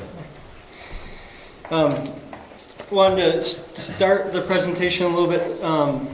I was just got an email while I was sitting here, and Chief Francis, Terry Francis, who was with the city of Burlington for many years, just got appointed as the South Burlington Fire Chief. That's extremely important in the system that we work in for the city of Winooski. So welcome, Chief Francis, and look forward to fostering that relationship and working with South Burlington, and hoping we can get better from here. Great. Just tell Colchester to keep their hands off of our amazing people. So thanks for having us. Obviously, got Battalion Chief Spittle with me tonight on the fire side, Chief Hebert and Eli from Community Justice. You know, the opening slide here, we wanted to try to start to set the stage for folks a little bit as far as how busy our little city is. Emergency-wise, there's about 10,000, upward of 10,000 emergency calls between police, fire, and EMS here in the city. Obviously, police holds the lead on that part. EMS we don't talk a lot about. St. Mike's does that for us, and part of my effort is to try to bring them into that discussion. You'll hear me talk a little bit about community risk reduction. The last piece of the EMS that I'll include in the slide, but St. Mike's wanted me to, in the community risk reduction world, one person out of their 1,290 calls here in the city was responsible for 80 of those. So the importance of community risk reduction and why one individual, what are those needs for that one individual, and how can we reduce those responses is an important part of my message. So fire prevention code, this is again a merged department as of last year. We were separate entities, a lot of the same in listing our responses to emergency calls. The 176 building permits, we issue the building permits. Along with that is, some of those are a kitchen renovation or a window install, or it could be as large as 265 East Allen, where we're there every week for several months. Bigger projects. We go there weekly on the big projects, and obviously keep track of the smaller ones. We inspected 734 residential units and 76 commercial units. Going back to 2018, a lot of the message out of here was it was our first year of Firehouse data. We were really standing that software up, the inspection software, and how we do business. So there's a lot of mention of that in here. From the stand up of the software to the creation of the checklist, and we'll start to see some of that data come out in this presentation. So pretty excited for that. Part of that data is, we wonder, this is in the public building registry realm, not on our whole housing stock, but what do we see across the board? Our top 6, obviously multifamily, owner-occupied duplexes have been a big discussion here, and are we losing those? That number's holding steady at 248 within the public building registry. Again, this is the type of data that we're collecting on an annual basis when we're out. This matters for economic development and community services, the cross-functionality of the city. Just a quick question on that. And I think I know the answer, but that's owner-occupied duplex isn't the number of units, it's the count of the actual properties. There's 248 properties, right? That's correct. And then similar on the multifamily. Yep. That's 1,431 actual units. Right. Right? Okay. Yeah, we have over 2,600 rental units. Mm-hmm. This again is just looking at a category as we try to do workflows and that sort of thing. 2019 accomplishments to date. Along with creating that inspection checklist of 56, now we're starting to be able to evaluate some of those inspection points, which you'll see in some of the data we provide tonight. We are in the midst of, we've signed and working towards implementation of the Park Mobile app, the mobile app. We have Way to Park currently. Park Mobile is an app that is used in the city of Burlington and used by UVM. So there'll be some unification for the user, the end user. There's a lot of reasons for us to, as a region, start to look at doing business that way. So if you're in Burlington with the Park Mobile, you'll be able to have Burlington and Winooski built into your account. And we'll be able to do some, hopefully in the future, some pretty neat stuff together as far as marketing and some other pieces with that. There's also some merchant pieces of that we're pretty excited to explore. Obviously, our big our infrastructure piece this year was the replacement of our 1991 rescue pumper. Just said no more fire trucks this year, so you won't see that this year. A big project for us, we merged the public building registry information with some of the existing city information, land use records. We've in the past have built these as 2 very different systems. So there's assessing records, there's land use records, and then we had the rental registry. We're trying to align those better so that we can all use those during billing and other pieces as we move forward, or have to contact a certain piece of the city. For us as districts, if we want to be able to send a message to that district, we now have the contact info just for that district, and we can start to communicate with those folks. We re-engaged with the school safety committee meetings. PD's been there, our EMS folks have been there, so we're pretty excited on the fire side to be back at the table there. This year has been a lot for us about continuing to professionalize the fire delivery model. Our development of training standards and a program that we spoke to you about, and the compensation plan were huge.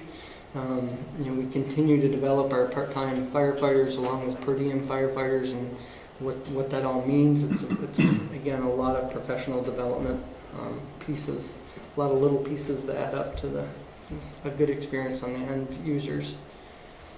Increased staff presence at the firehouse. Again, obviously we're there, and right now you're staffed during the day, 7 days a week. I've been surprised several times at how much foot traffic we get into the firehouse when the truck's out on the ramp, and we're, a group of 6 or 7 preschool kids will just walk in instead of having to make an appointment, and it's pretty exciting and enjoyable. Some of our call stuff, and again, this is some of the data that we're able to pull out of firehouse data, and we can now start to talk about workflows and staffing. An interesting piece for us is I look back at last year's also is the monthly incidents are staying pretty consistent. The incidents by days of the week are staying pretty consistent, and the alarm times are staying pretty consistent. These are not changing year to year a whole lot. And again, as we start to talk about how we staff and how we plan, certainly the alarm times and day a week, Monday through Friday, we're here 7:30 to 1600 on this sheet, and you can see the gap that we're plugging from 1600 to 20, which is 8 o'clock, with our per diem is capturing quite a few of those spikes. So again, we're being very intentional where we're trying to staff up. Questions about that data? It's great to see. I mean, it's awesome to see that you're putting that much thought into the workload and managing and the resources that way. So thank you. Top 10 incidents. Again, we could go crazy with this. There could be another 128 types. Again, just trying to give you a snapshot of what our, what's busiest. And again, this will really start to drive our community risk reduction efforts as we look at becoming proactive instead of reactive. I would really like to think about 40 cooking fires before they happen, instead of showing you that we went to 40. And that's what community risk reduction is all about, and that's what, and from my seat, we're going to really be using this data for. Can we stop all this? No. That's not what I'm saying at all. But we certainly can use this data to start to think about where we invest our money and our time. Top 12 violations, again, I can't say it enough, the community risk reductions, the lead law, we wrote 344 violations. And again, keep in mind there's 6 or 7 of those violations that we could write. But my point is, more times than not, when we go to these rental properties, either the EMP, the essential maintenance practices, or the posters aren't up, and that causes us to write a violation under the code. And that's a real easy place for us to invest some time and some minimal money in educating the landlords and the tenants of what needs to happen. So again, we're trying to turn the traditional fire service, fire response models here on its head and think about doing it before. Same with heating units. We're citing that. It's extremely important. 294 times we cited it for violations. 5 of those units, both in residential and commercial, were units that were red tagged. So it means that the heat exchangers were cracked and pumping raw CO into those spaces, and that can be fatal. So again, we know the inspection pieces are working, but why wait until we find that violation? Is there a piece that we can be educating? So if I can just interrupt here for a minute, both to brag about the work John and his team do, but also maybe to educate if we have a state rep in our midst in the next week or two. This is one of the what John's just talking about now through the rental registry and these citations and ensuring quality housing stock is one of the most innovative things we are doing as a city.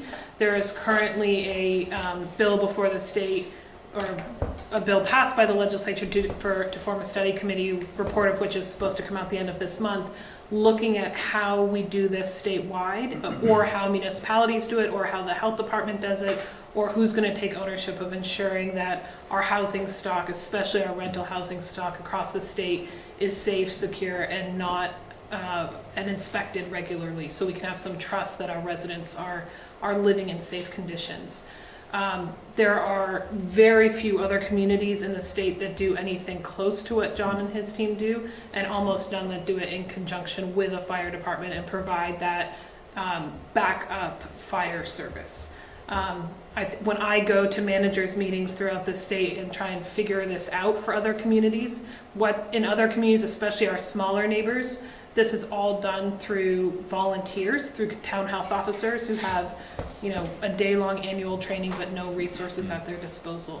So I think we should be incredibly proud of this work. We can always improve it and make it better, but the fact that we are in every rental unit once on a 4-year cycle, ensuring that our residents are safe and secure, and giving helpful resources to our landlords about resources they have at their disposal to improve their housing stock, is a huge benefit to our residents. So sorry for the soapbox, but you might be hearing about that a lot more, so I wanted to take the opportunity.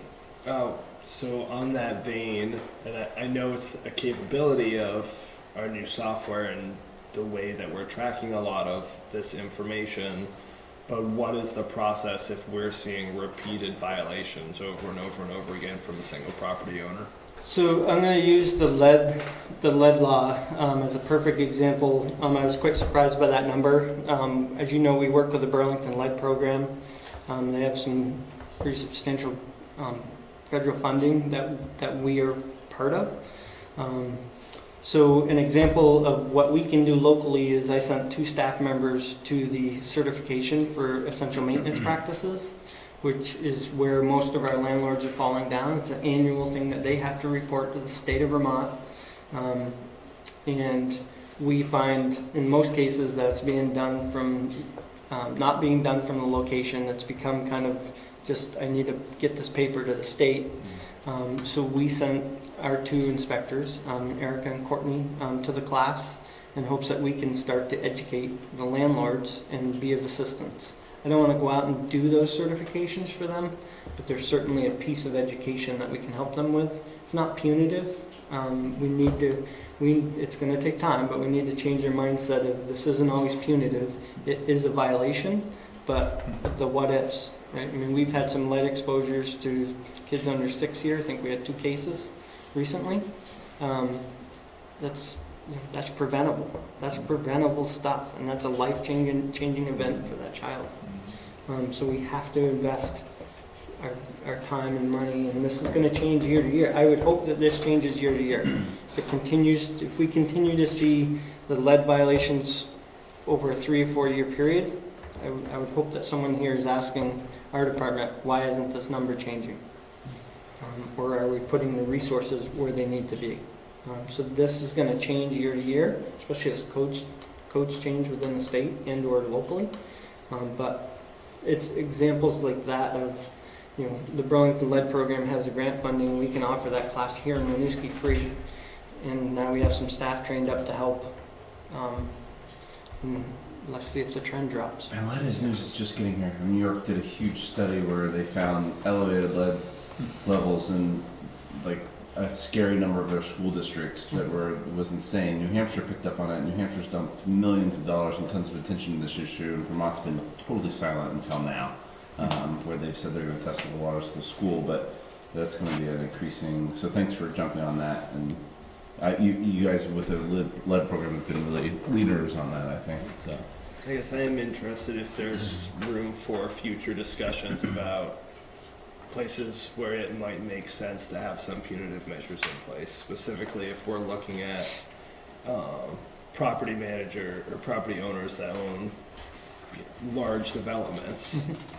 If we're seeing repeated violations and failure to address a lot of that time and a pattern of behavior, do we have a stick to say, okay, if you want to come in and develop a future new property, we're not going to let you do that. So I don't feel our program has the authority to stop a developer from coming here. What I can tell you is everything we do can end up being punitive. Voluntary compliance, which we have a huge success rate at, is extremely important. It's the best usually for the tenant in the end. And the owner. I mean, we want them to continue, in most cases, we want them to continue to own property here. But if we make it punitive immediately and or too forcefully, it ends up putting pressure on the tenants, and we end up with a civil issue. So a lot of times we end up threading the needle of getting the tenant to realize this is a process, we have a commitment for voluntary, we put a deadline on it, and certainly make it clear if we go beyond that, then it's going to be a different conversation. We can always get better. The systems, certainly with the software, our follow-ups are a lot better. They're automatically generated, where before if I'd go, they're handwritten reports, so if I remembered I had to go to back to Eric's, or if it was high enough.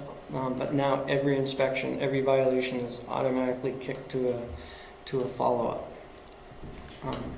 I guess what I would say is some of our limiting factors in that type of follow-up and or how aggressive we get with this is going to be staffing, because follow-ups take a ton of time. I do really appreciate your focus on the impact to the tenant. And just for additional context on that people will hear more, there's now a board established, the housing community's kind of taking a lead in that, to establish a statewide rental registry. Right, and talk about compliance tools for those cities and states, and I know that you guys are already being thought of as a model to bring in to advise that, so that's great too. And I think the aggregation of data is going to be a really interesting conversation point, and what systems used, Valcor, for example, from a police perspective, and if there's going to be a common platform or a transferable platform at some point. Ownership of it is going to be really interesting. We just discussed it this week. We're just trying to keep our thumbs on it for sure. We digress. It's fun. So 2019 goals and priorities. Again, Park Mobile is going to be instrumental. You folks touched on some parking data collection points and that sort of thing. So again, that's rising. It's going to be a focus of our team. We're starting to think about updating our permitting process. Currently we have a combination zoning building application which works very well here in the city for a number of staff, meaning you come in and fill out a permit and get you through zoning and then transfers right into building. So with Eric's help, he's actually passed the first draft out in the last week or so. So that's, and Public Works will be a huge part of that. The capital improvement plans for both the fire station and their pay stations, again, this is all critical parts of our infrastructure. We'll be into our second year of data from Firehouse, so pretty excited to, again, start to be able to plug some of this in, look for trends and see, create our workflows around some data instead of, quite frankly, telling you the sky's going to fall. I think it matters. We will this year hold both a residential and commercial building registry meeting and training. We had been doing the residential one every year, and it seemed like it was a little saturated. The last one we did, we got like 6, where we had taken a couple years off years prior, and we ended up close to 40 at one of the meetings. So we're going to do it every other year. We did do a commercial up at Taggin. We did a commercial type fire safety, very well received. I think we put 60 some odd employees through that in the afternoon. So again, we'll probably do that every other year and offset them for staff. Again, you've heard me talk about community risk reduction, Vision 2020. If you ever get a chance to look at it, again, it's taken traditional models of emergency response and really thinking about prevention to the extent that we can. This is being done across the nation. We won't be reinventing the wheel. We'll certainly be tailoring it to Winooski and hopefully beyond, touching our neighbors, because that always is helpful to us when we can get our neighbors to look at what we're doing and in some cases do something similar. That helps. Retention, recruitment and retention, you hear me talk about, but Community Connections is a program I did where it really targets school-age kids through K through 12, in hopes at the end we end up with some of the 12s for recruitment. And it's about really coming in for like a 6-week program. I've had many adults that I had children go through it and just really understand what it is like to get in the fire gear, or go up in the aerial truck, or spray water. And we hammer home at each of those meetings fire prevention, of the importance of escape plans and smoke detection. So we get a lot of mileage out of that. We'd like to try to get into a couple of the multi-tenant buildings this year and talk about cooking safety and fall safety, that sort of thing. Again, cooking fires is a pretty preventable in a lot of cases. So we'll start to try to get that message out. Just got this vision of you teaching people how to make toast. Cookies. I'll invite. Is that the most popular? Just never tell the person that they burned food over there. If it's just a little smoke, you don't say on the radio the tenant burned food. Yeah. Some of them will tell you right away, I did not burn it. It's just cooked. So what's in this is, we touched on it, our updated comp plan, increased coverage hours. Again, your per diem folks on here Saturdays and Sundays doesn't seem like a big deal, but having somebody in the firehouse Saturdays, Sundays from 8 till 4:30, and then here in the evenings, usually 4 nights a week, from 4 to 8, is having a huge benefit and impact on the morale, and just knowing one person doesn't seem like a lot, but it is. We ran 3 calls today with 3 people, so you take one out of that evolution, and it matters. Increased number of residential and commercial inspections, and then again the data-driven budget decisions. Our budget this year, the increases are around salaries and benefits, for the most part, pretty straightforward from last year to this year. Questions?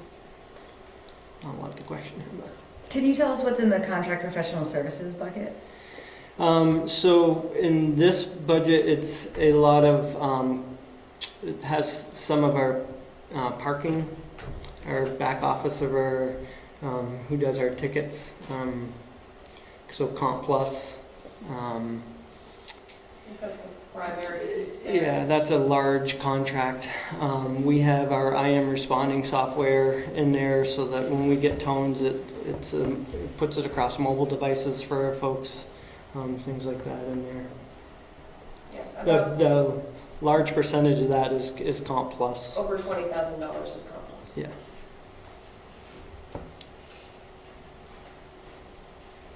And then for the vehicles and equipment maintenance, we have like three years essentially here, but is that a pretty steady figure, around 60 grand a year to upkeep? Yeah, and again, these budgets are merged, but we were able actually last year with the new purchase to drop that by 10,000 with the new truck, and that will hold moving forward. I was wondering how we would do, and we're in good shape with that. Okay, thanks. So we have some trucks that are 26 years old still, going on 26. So again, when you start to get that age, the maintenance starts to go up. So that's something we monitor. so I could do it, but I wouldn't say it the way you guys would want me to say it. Could you talk about the shifting we did that increased the salaries line from what it was in 18 to 19? And then why it's subsequently staying at that level in 20? Angela, I'm gonna need some help on that one, because it was our Between merger. FY18 and FY19, we merged the fire department and the code department. Previously, the code department was combined with zoning. Didn't really make sense.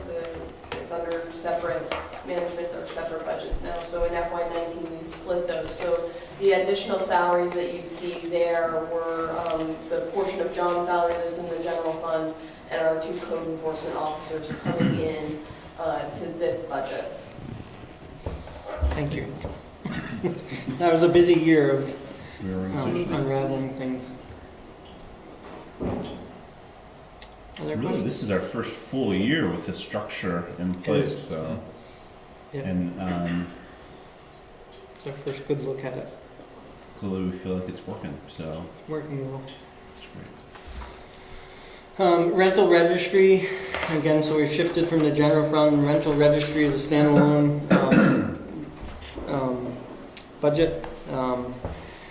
This is the revenues. Again, charges for service are simply what we charge for inspections.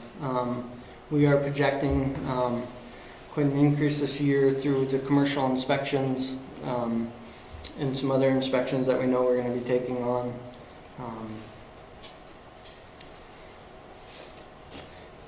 Piece to call out on the bottom is the rental registry fund balance as of July 1, 2018 was $53,774.26.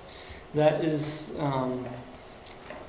the fund balance that will work with economic development and work on low interest loans, or however that ends up getting structured for hopefully upgrades with code compliance issues for landlords and homeowners.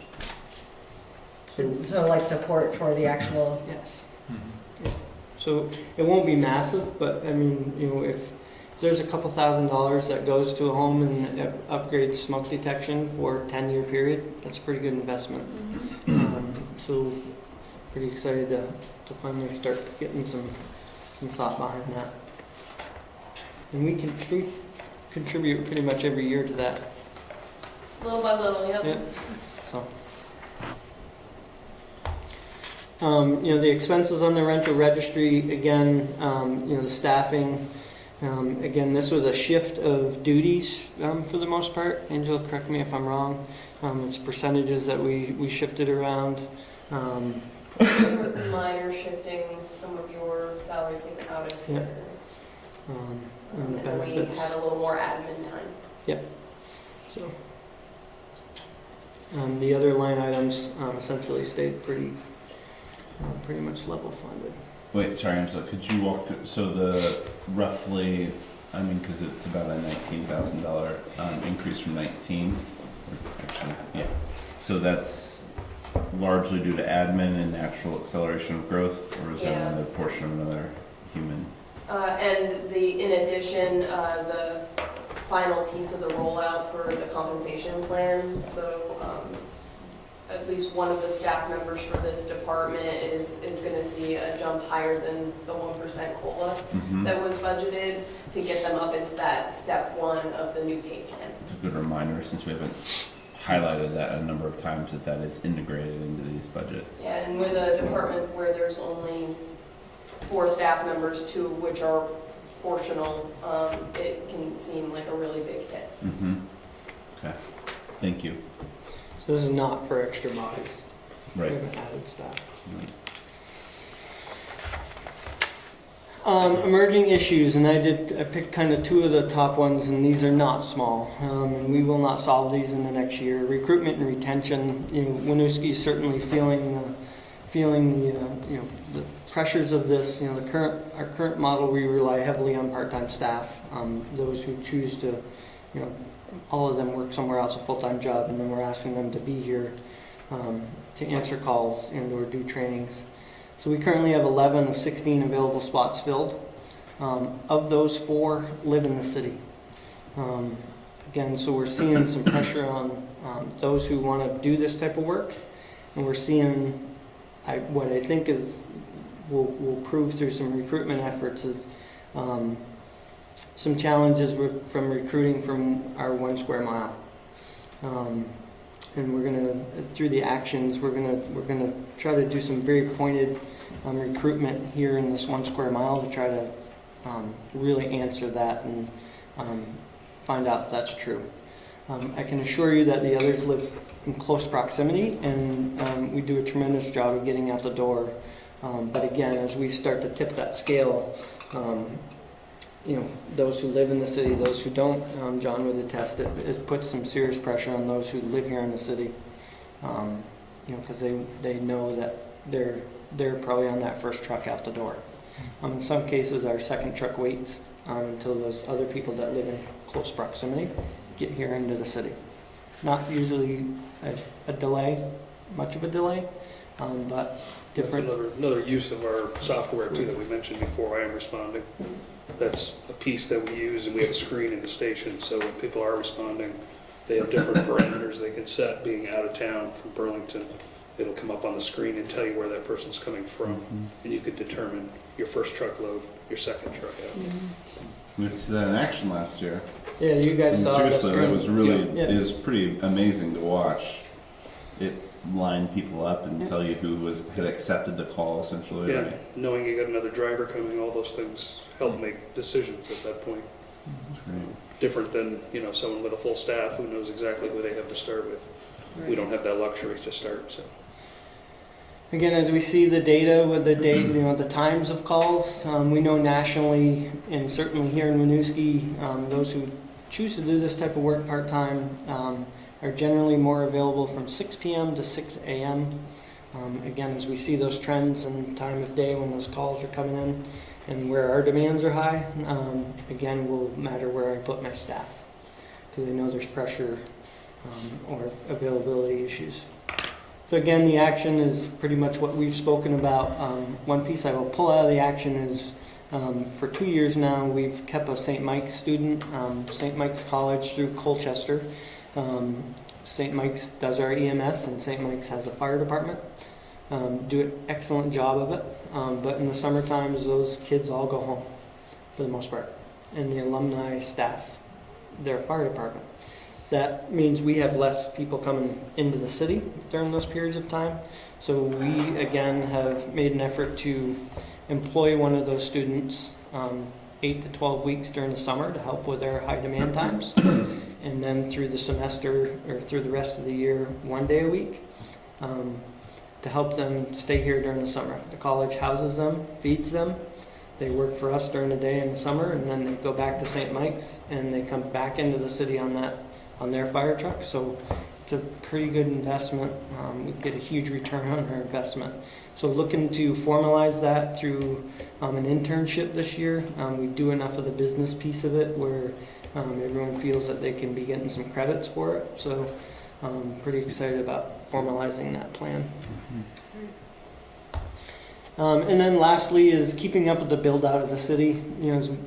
The growth that we've seen and the growth that's projected all ends up with demands, whether it's more inspections or more calls. I mean, obviously, I'm comfortable with where we are. Certainly, right now, we've been able to keep up with the demands. And again, that data is going to start to drive some of our decision making in the future and or improve some of the concerns that we have. So, we mentioned in here plans review. That's certainly something that we don't do here in the city. If you're going to do a big development project, you still go to the state and do a pretty exhaustive plans review process where before they issue the building permit, and you pay the fees to the state. I listed some projections in here. So we're in early conversations of what that would look like for us to do here. Burlington does their own, South Burlington does their own. So it may be a good fit for Winooski.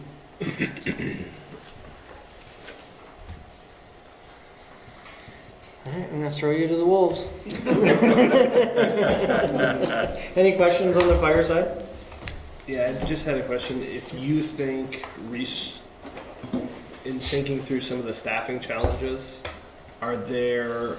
would additional professional development opportunities perhaps incentivize being able to fill those spots with more local folks?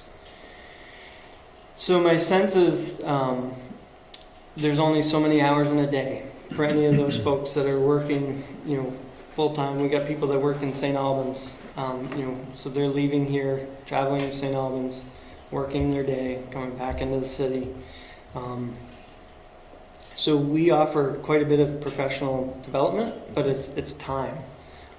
We still need that body in the firehouse to solve part of that problem. So I don't know how we pare down, how we extract more of their time without adding bodies. Yeah, I just didn't know if there were opportunities to attract new people, if there were. I mean, there's a ton of professional development to offer, and I don't mind being kind of a building block for someone that wants to go do this as a career. We talk about it at the career chiefs meetings all the time of, what if somebody wants to start and do this for a career? We don't offer EMS, but we certainly have enough partners around us where I'm certain that if someone has the interest and wants to go that path, we can get them through their initial certifications over a 2 or 3 year period and set them up to be able to go on and pursue this. That's an important 2 to 3 years that I've had them here in the firehouse.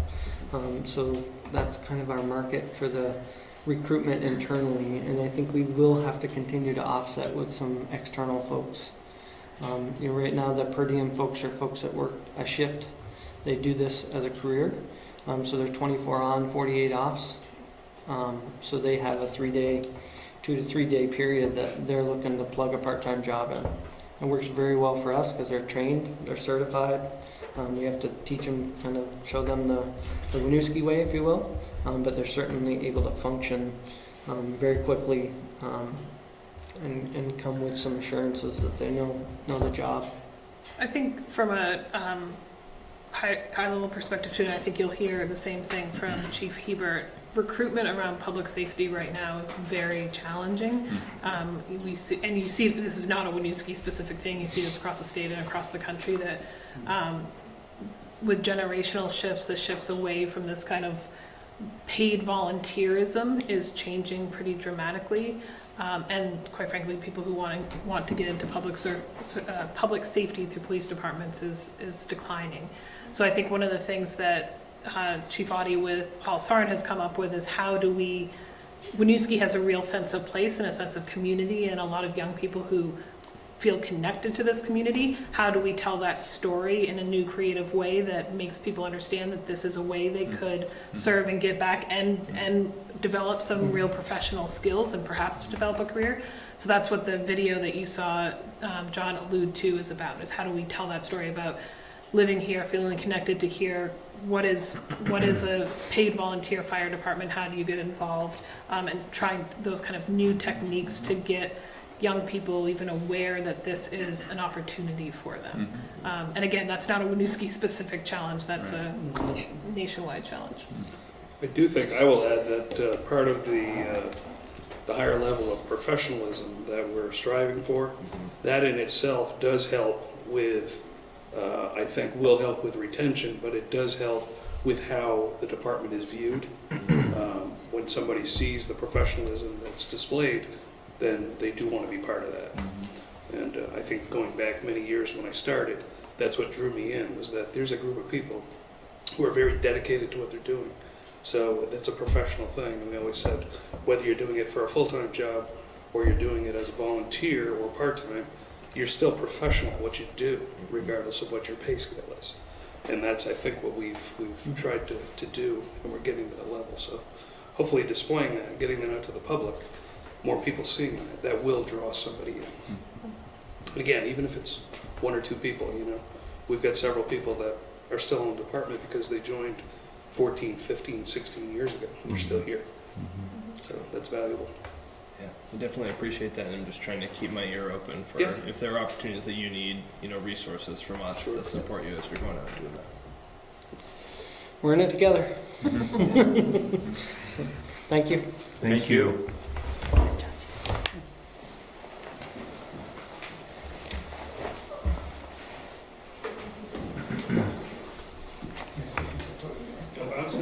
stay. Yep, no, I am. I'm good. I think they were just blocking the exit. Fire safe? It's called strategic placement. Situational awareness. Good evening, everybody. Good evening. I'd like to start just with a quick rundown of the organizational chart in the police department for people that haven't seen it in the past.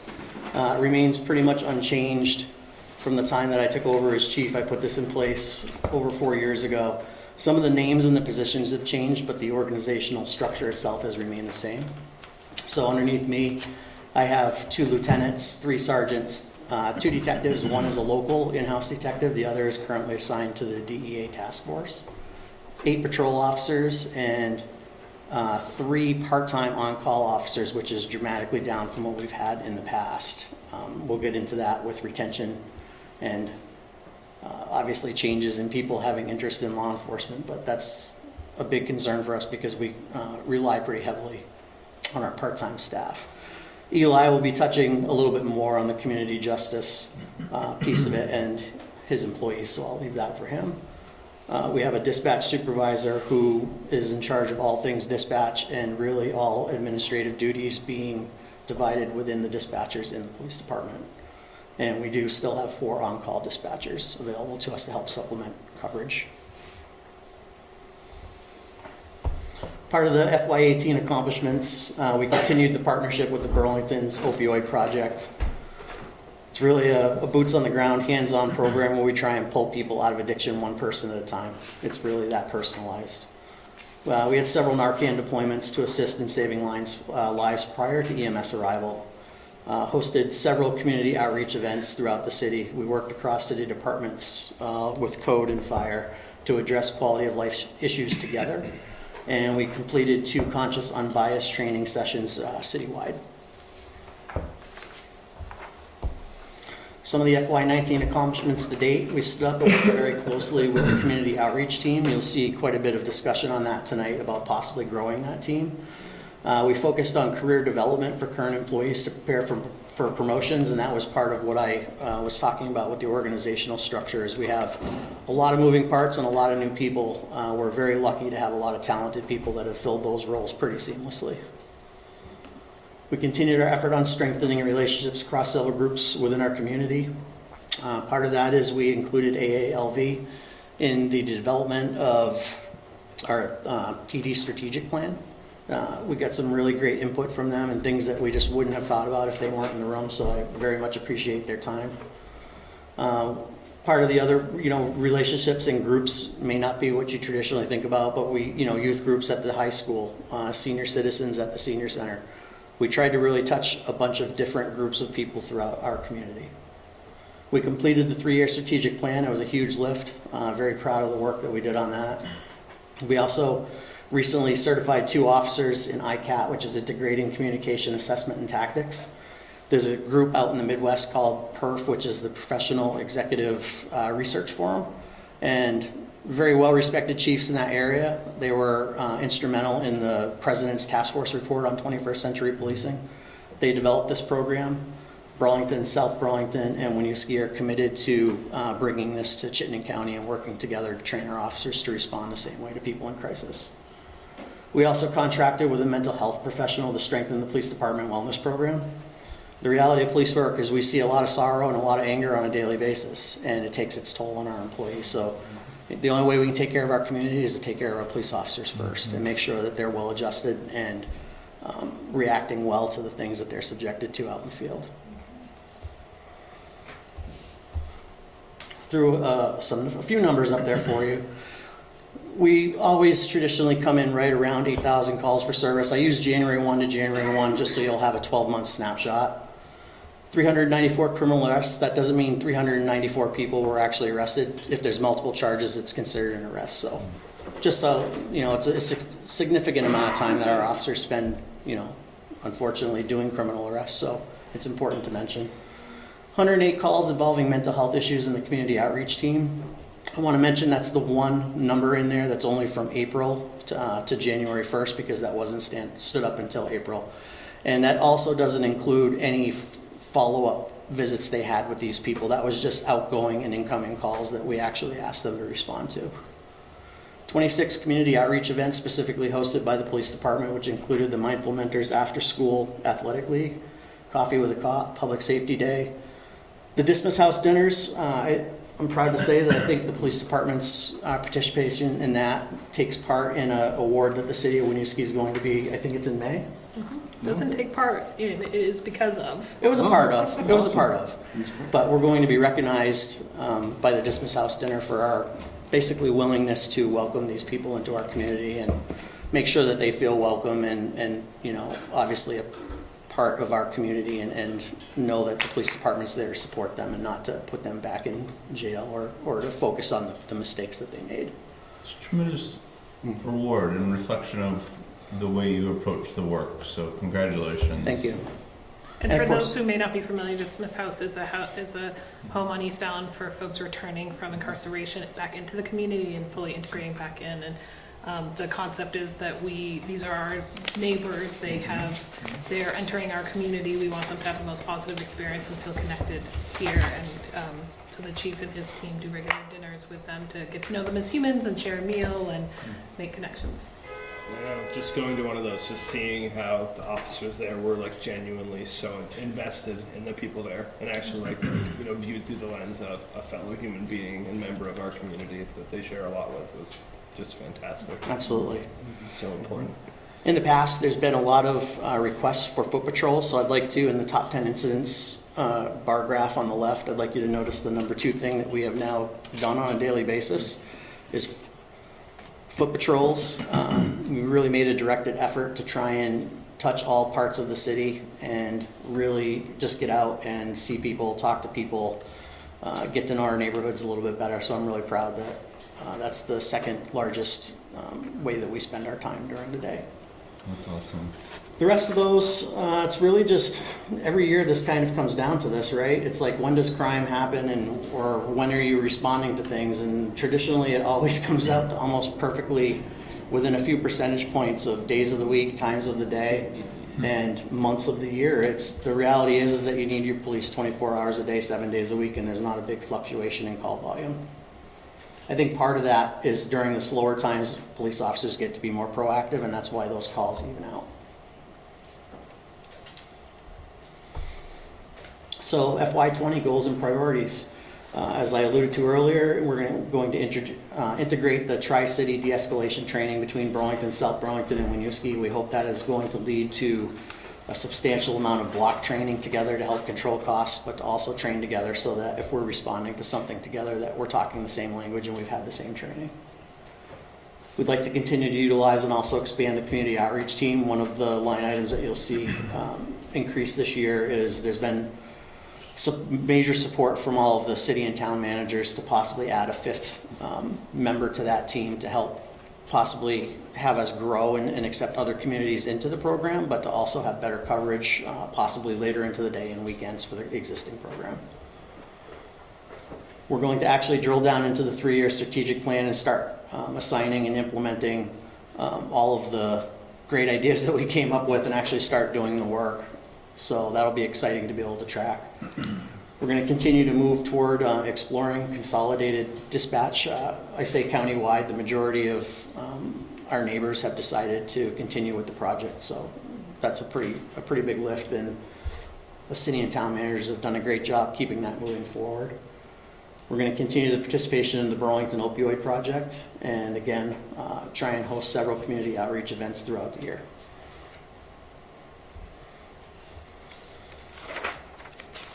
Now what you're going to see with the budget, and because a few of you are new to this, I think just because of the size of the budget, I feel that I should explain some of those condensed line items to maybe get out ahead of some of your questions, which if it gets to be monotonous or it's too much information, by all means just be like, Rick, I've had enough. But we'll start with salaries. Obviously that includes full-time, part-time, overtime, and holidays for employees. And we recently signed a new bargaining agreement with the police union that covers FY 19 through 21. And that was on the heels of signing an expired contract. So it was a pretty difficult process, and Jesse did a great job bringing it across the finish line, because it's never great business to negotiate 2 years back to back. It's just hard for everybody.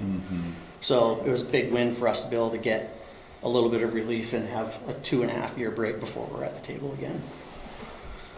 The benefits line item includes things all job related: health insurance, dental, life, disability, the retirement, workers' comp, equipment that officers need to do their job, gym memberships. It's our training line item, and unemployment, if that, comes into play. Office and general supplies includes basically everything we need to function as, for administrative tasks: our copier, lease, telephones, cell phones. It also includes our community outreach and awards line item, printing and general office supplies. Specialty supplies is limited to ammo, taser supplies, and the maintenance and parts to keep all of those things working. Utilities is just gasoline for the cruisers, and that's remained steady. We don't have anything under buildings. Contract and professional services, some things that happened this year to increase that. Obviously, we're trying to build out the community outreach team, so I think that was a $4,340 increase that we were looking for that. Lucky Puppies, who houses all of the dogs and sometimes cats that we pick up, that also doubled in cost. It went from $1,800 to $3,600, which was completely unexpected. It includes our animal control officers' stipend, the contract that covers the Humane Society, all translation services.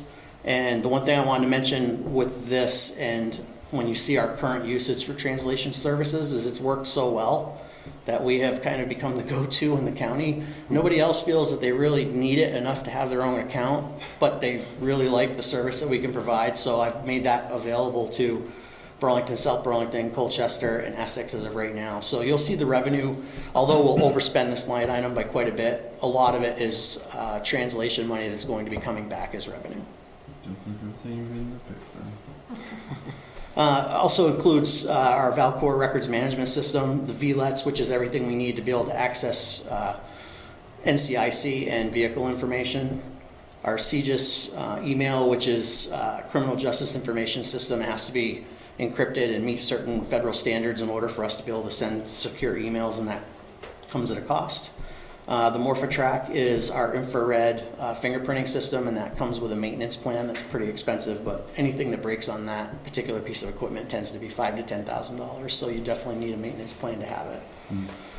Internet access, secure shred to get rid of all of our documents and make sure that it's obviously can't be compromised, and dues and memberships, which includes the insurance for the FOP. Next line item is vehicles and equipment. That's all other equipment that we purchase in the police department that needs to be maintained or purchased. Vehicle maintenance, safety equipment, which is gloves, sharps containers, anything, criminal evidence, collection supplies, all of that stuff. And any equipment acquisition that doesn't rise to a capital cost level, we use that line item for that. And are we pleased with the lease? I mean, is this the second year we've had a leased police vehicle? Oh, absolutely. So part of that is, that doesn't actually come out, that was a capital purchase.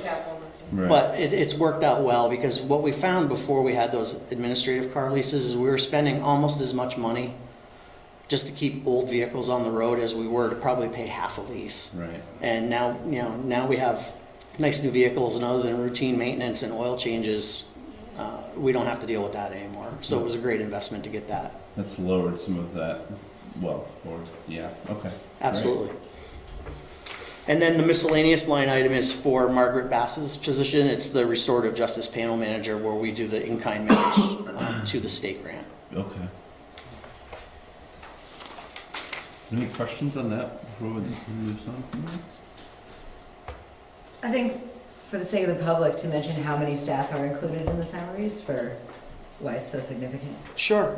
You have 16 full-time officers, the 3 part-time officers, and then you have 4 full-time dispatchers and 4 part-time dispatchers. It's a lot of folks. It is. I think it's also important to note, just for comparison's sake, and this is in the beginning of the budget book for people at home who are interested, while this is the biggest general fund budget, when you look at the public works budget across funds, so general fund, water fund, and wastewater fund, that's actually the biggest salaries budget in the city. The other part I always like to throw in there too, just to remind people is, we have staff here 24 hours a day, 7 days a week, 365 days a year. You need people, and money to do that. So it's a pretty big investment. Add too that you have managed through significant illnesses and other limitations on the physical capacity that you had, even if somebody was, quite frankly, on the roll, right? And that's balanced out quite a bit, I think, at this juncture. I think so. I mean, you always hope for going forward that you never deal with, absences and things like that, but absolutely. It was a problem in the past, and hopefully it's something that we've gotten by. No, and the chief has managed to hire 2 really impressive lieutenants.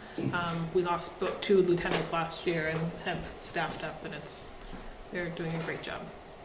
One question I did have, because it'll come up, these guys renegotiate the school piece, is the SRO is coming, the school resource officer is coming out of the general the general officer batch, correct? Because in the summer they're working in the department, and you get a transfer in on the revenue side from the school. So 9 months a year, we have an officer full-time at the school. The school gives us $55,000 towards, it's 55, right? Yes. 55 towards funding that position for what basically boils down to a full-time employee for 9 months. So you're right, it is a body that for 9 months isn't necessarily assigned to patrol or a basic function of the police department. Thank you. You're welcome. So emerging issues, this list doesn't really change a whole lot. It's kind of the world that we're living in right now. Mental health responses continue to be a concern, and the community outreach team, I can tell you, I haven't crunched specific numbers, but talking to police officers and looking at call logs, I know we're spending far less time on follow-up calls with the people in crisis, because quite frankly, they're not in crisis quite as often now that the community outreach team is looking out after them and doing follow-up before they reach that point where the police was the last call that you could make. So it's been a huge amount of time that's been freed up to the patrol division not to have to necessarily not respond, but not deal with it from start to finish. We can hand it off to them. The opioid epidemic and Narcan deployments will continue to do that to save our citizens, when we're called upon. Diverse cultures and complexity of calls for service. We continue to learn and try and get better all the time.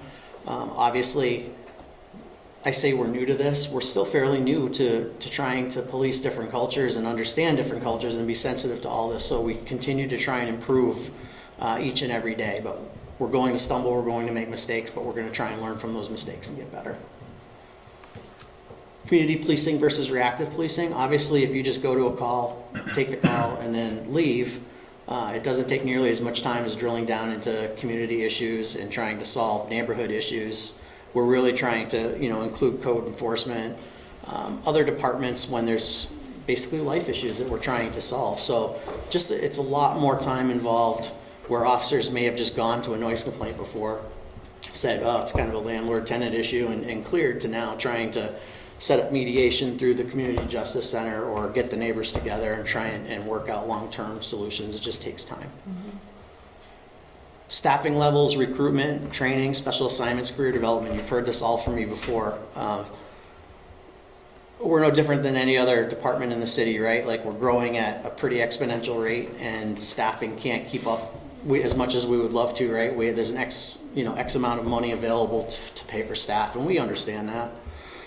We just want to, I keep putting it out there just for, thought. It's not to put any pressure on anybody. Staffing levels is a concern as the city continues to grow. Recruitment continues to be an issue throughout the county. All of our surrounding partners are offering anywhere from $5,000 to $15,000 sign-on bonuses that, quite frankly, we haven't. We've been very lucky to continue to attract good candidates. I think part of it is, the Winooski is a really exciting place to work and live. I like to think that we've created an environment of career development and independent thought where you have a voice from the day you walk in the door, and that's, a good recruiting tool.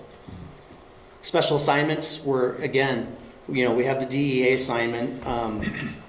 At 16, we're running pretty lean, so if we put somebody in Cousy, the Chittenden Unit for Special Investigations, and we put somebody at a domestic violence investigator slot, we're already running at a deficit. And then if one person leaves, retires, or gets injured on duty, the last thing you want to do is commit to a Chittenden Unit for Special Investigations slot, only to have to pull that person back because now you can't function. So we just have to be really aware that we're not going to be able to offer outside career development at 16 long term. Are there ways to get around that? Of course. There's, we can do some leadership training, possibly, in the future.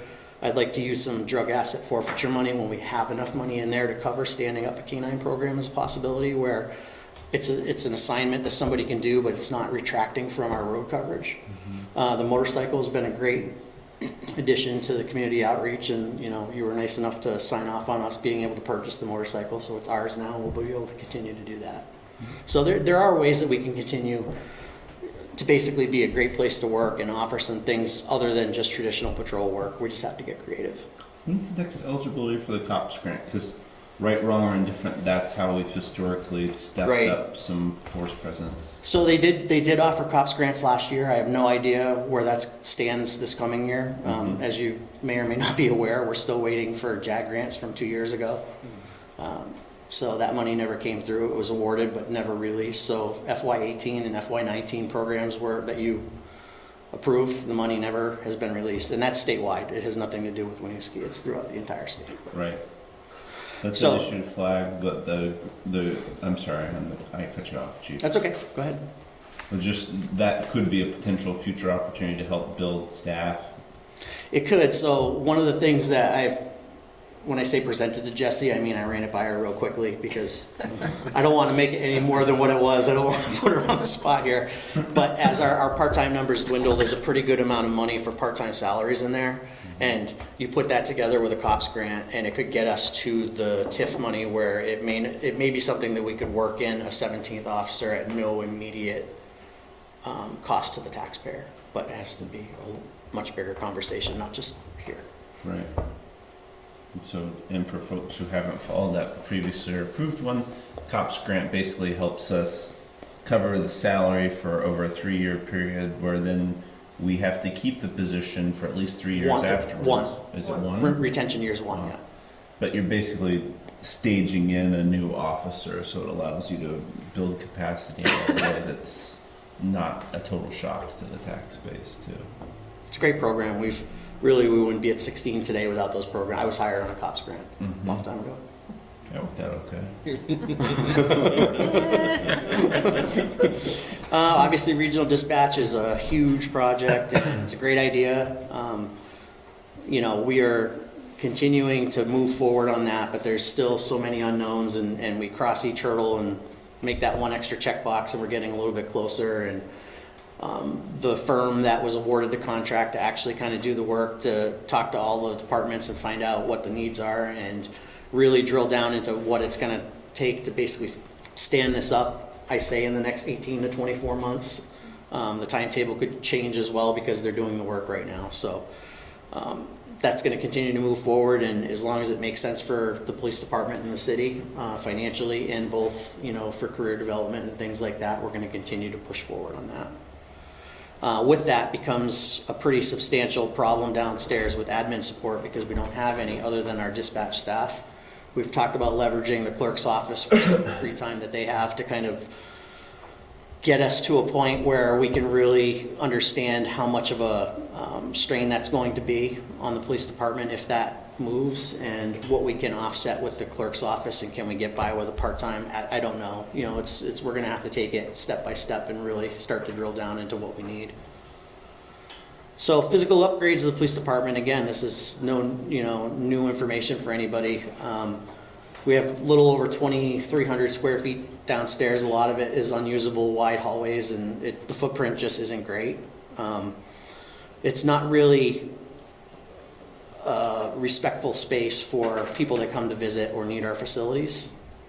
We currently have a holding cell that doesn't have any bathrooms facilities, which means we have to have officers uncuff people, let them use the bath. It's unnecessarily putting a lot of people at risk of making a split bad decision, split second bad decision that could, cause us some problems.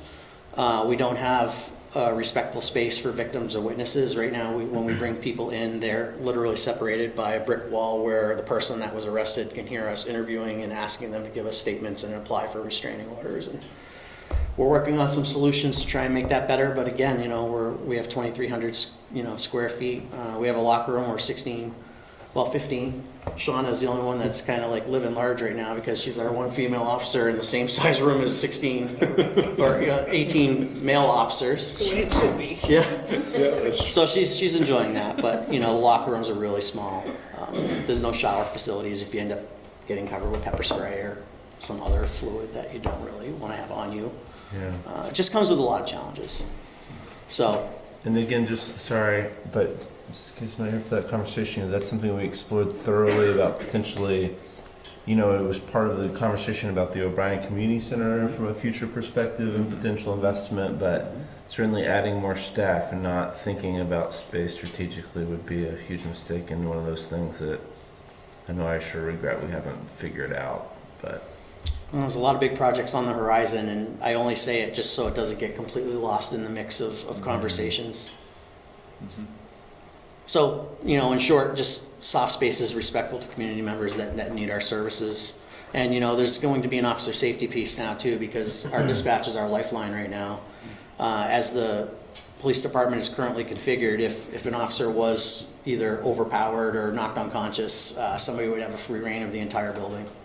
And if there's no dispatcher there to call anybody for help, it's just not a good scenario. So we're working on solutions. I'm not overly concerned that we won't get this all in place in plenty of time, and we will address all of it. But we may be coming to you for some money to try and fix some of these issues. And then I'm free to ask or answer any questions that you have. I definitely hear your need there. I mean, I can't imagine being a victim of a crime and needing to sit on the side of a wall where the perpetrator of that crime can yell across and intimidate. And to, our officers should be in a place where they feel as safe as possible. Right.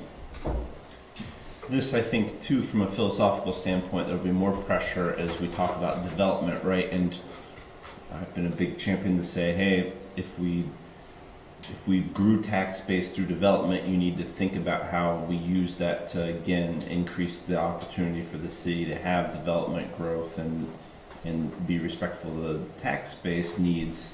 Some of that also is going to have to acknowledge that growth also puts a strain on existing resources. And as you look at exciting things like a concert venue, and things like that, and great festivals and things like that, it's a constant strain. That vibrancy comes with a cost to us in terms of the needed service provision. So this is an economic development tool, quite frankly, of people feeling safe and us not having any huge mishaps because of the professionalism in a properly staffed department, properly trained and supported department. Are just as important as the other factors of that growth. So that's something I think will be a real challenge for people to benchmark in the future of we've got to use some of this growth opportunity to also take care of the departments that are getting more demand because of that growth. One last thing I just wanted to touch on, I didn't really talk about revenues in here. One thing that we came up with at the leadership table that the police department is going to add this next budget year, if the budget is passed, is we're going to offer employment fingerprint services. And it's for two things. Right now, I'm hearing people have to wait upwards of 2 months to get fingerprints for employment, and that's not okay. And the other thing is we're hoping, I think if we do 8 sets of fingerprints a month or a week, that should equal out to $10,000 of revenue. So it'll help offset some ongoing costs for the police department and offer a service to our residents or employers or whoever needs the service. It's hard to schedule. Really hard. It's great. So you mentioned recruitment a challenge. Have you considered anything like what Chief Audi shared about bringing young people, exposing them to the, profession and planting that seed? We have. I didn't touch on this in the PowerPoint presentation. I don't have all the details yet, but our school resource officer is putting together, it's going to be, from what I understand, a combination police and fire academy class. It's a week long at the school over the summer this year. That's great. To try and start to drum up some interest in both police and fire services. And I think we could turn it into a little CSI camp. We'll make it really cool, and regardless of how many people come, I think they'll have a good time. So we're trying to do things like that.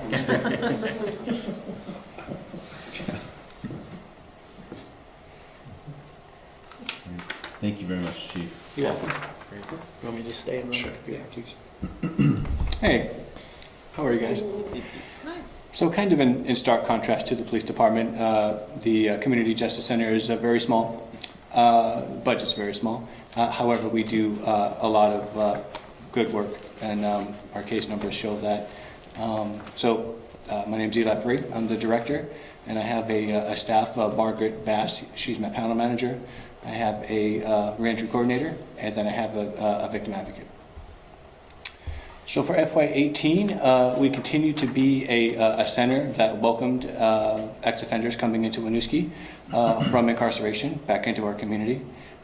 We started the first in Chittenden County, a new reentry program called Welcoming Circles, which encouraged ex-offenders, typically from the Dismas House, and pro-social engaged volunteers from the community to interact in a way that neither of them probably have before together.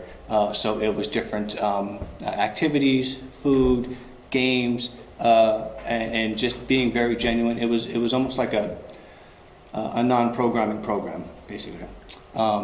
We continue to run offender-focused programs, COSA, which you guys know, which is high-risk, high-need offenders, and our panel program, which is for youth and low-level offenders. So this program was aimed at the mid-level, if you will, of offenders who haven't burned all the bridges, who haven't burned all family ties, things of that nature, to try and really get them engaged in Winooski with people who they might not normally have met before. We continue to be housed in City Hall, actually right there. We continue to reap the benefits of the leadership team with Jesse and Rick and John and Ray.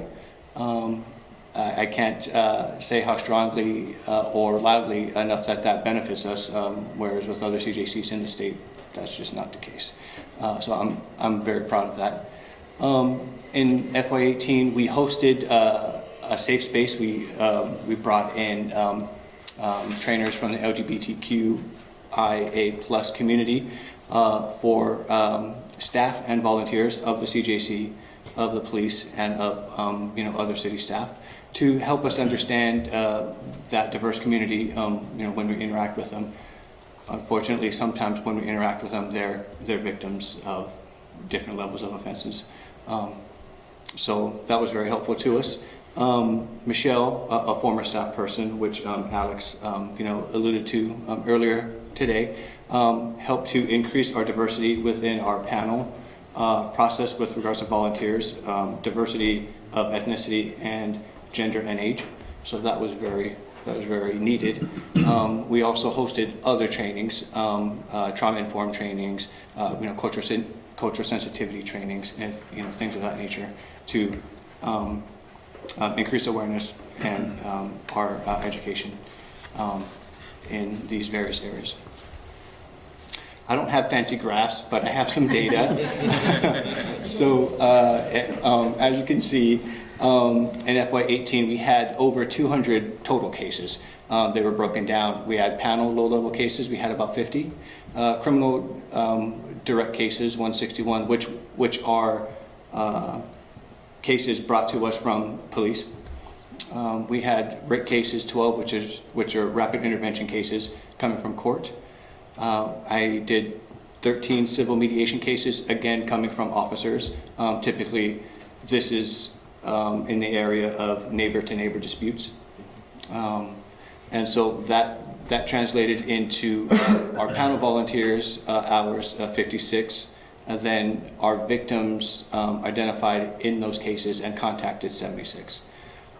We did 5 COSAs, which is above board for our deliverables, and we serviced 31 reentry clients. And our COSA volunteer hours came up to 490. We did 7 trainings and we did 3 community forums. Eli, can you do 2 sentences on what COSA is? Sorry, yes. COSA is Circles of Support and Accountability. It's geared, like I said, to and towards high-risk, high-need offenders coming out of facility. It's an intensive program. It's a year long. The ex-offender is called a core member, and they're wrapped around with 3 to 4 trained volunteers who go through statewide COSA training, as well as specific trainings based on the ex-offender's crimes. Mm-hmm. So if we're working with a sex offender, then the volunteers go to a sex offender training, and they learn about what that term means, what the gradation is of that, and tries to not minimize the risk, but debunk some of the myths, and then also give the volunteers some tools as to what to look out for with regards to manipulation or verbiage or risk areas. Thanks. You're welcome. So FY19,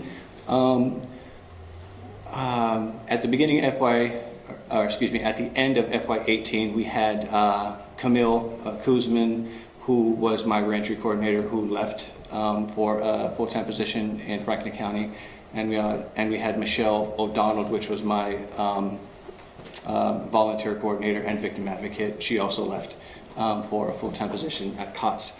So it kind of left me scrambling a little bit, not much, but a little when half your staff decides to vacate. So what I did was I leaned on some of my community partnerships, in this case with UVM, and so I had a former COSA volunteer in Nikki Durand, who is now a second-year master's level social worker. She'll be finishing in May. So I brought her on because she knew the program, she volunteered in it, as well as she knew restorative justice, what that meant, what the philosophies are, what the principles are, what the mindset is. As well as I brought in another intern based on the recommendation of a chair within UVM who I respect a great deal and does our COSA data with us. So between those 2 volunteers, I kind of leveraged some of the work that was lost. I have Nikki doing my reentry coordination and COSA work, and then I had Tori do some of my admin, data crunching, and volunteer recruitment and outreach. Also, in FY19, I was able to, I was contacted by the Winooski Middle School and High School to help them understand what restorative justice was, what a circle process looks like, and how that could be utilized in a school setting, how that would impact students, how that would impact teachers and admin staff. So I did that. I'm proud to say that it went off like gangbusters. Several of the staff who reached out to me implemented it, and now they've instituted an internal mechanism or process with regards to conflict resolution. So Rick was talking about our SRO being contracted 9 months out of the year. Jason, is his name. He's done an awesome job, kind of being the the link, if you will, between leadership at the school and admin staff when issues arise. So they then circle up, is what it's called, and they handle the incident then and there in the setting in which the offense happened, with the people that it happened to, and if translators are needed, then they're on staff also. So it's a very awesome tool. What that meant for us, selfishly, is that there's been a vast reduction of referrals coming from the school to to the CJC, which I mind because that's how we get funding is through cases. However, I don't mind because that's what we're supposed to be doing is decreasing the amount of referrals that we get. So those are 2 gold stars coming through. You should mention Margaret's work up there. That's correct. That's right. So Margaret is our panel manager. She does the youth cases and low-level offenses, and she's also been working up at the schools to just have a seat at the table, help them, when appropriate, kind of navigate some of the, the issues. She's very versed in, RJ. She comes at it from a specific lens and life experience that we don't have, that I don't have.